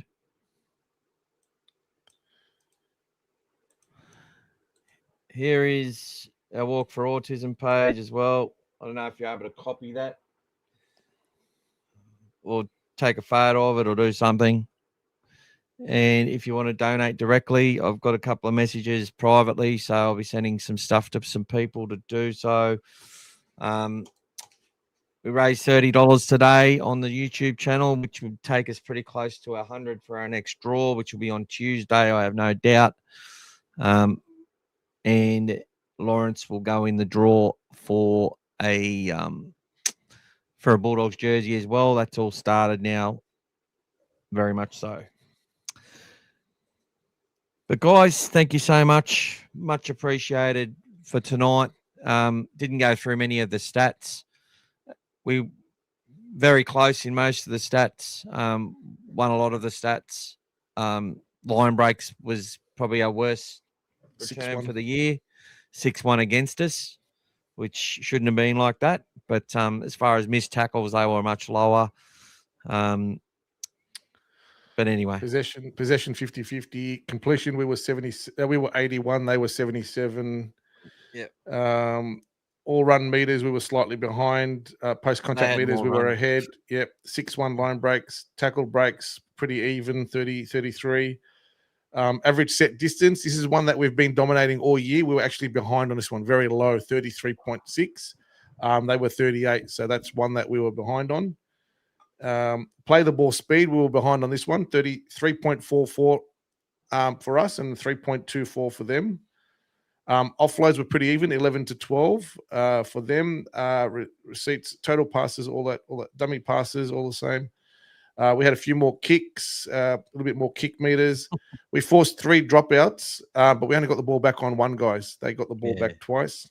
The kick defusal on both teams wasn't very good, 55-53%. They dropped a few balls. We had opportunities. Correct. Yep.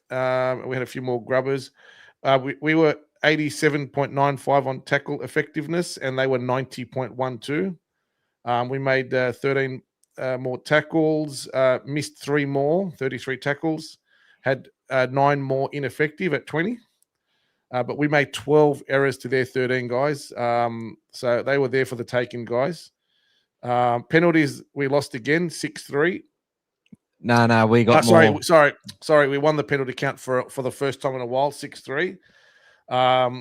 We won the ruck infringements, 3-2 as well. But they were also 3 inside 10 meters, guys. So so we lost that overall. They kept resetting their line. Correct. And we Didn't allow any momentum. 1 player on report, and both teams used 8 interchanges, guys. There you go. We'll talk about Spencer another time, Timmy. Thanks to everyone. Some nice, funny stuff there. We'll always love the lads. Up the dogs. Brian's more of a 5XL. Dave was too before Christmas. People are putting Spencer in a Bulldog jersey because he's on the nose with the Roosters. That's why. Just relax, guys. It's okay. Don't worry about that, Timmy. We got AJ Jones, mate. We don't need Spencer, mate. We'll be right. Don't worry, buddy.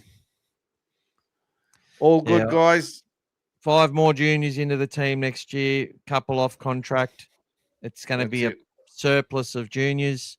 That's it. To what doesn't make it. And that's what we've got to keep doing. And that's what we're going to keep doing. We'll get there in the end. Talk to you Tuesday, people. See you next Tuesday. TLT, boys. See you later. Team List Tuesday. Check out this wonderful song. Enjoy, guys. Go the Dogs. Go the Doggies.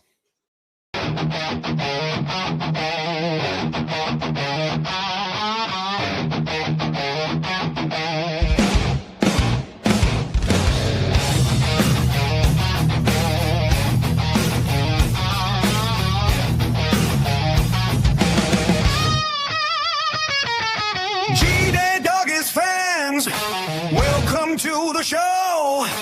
All things Bulldogs. Here we go. Yeah. Here we go.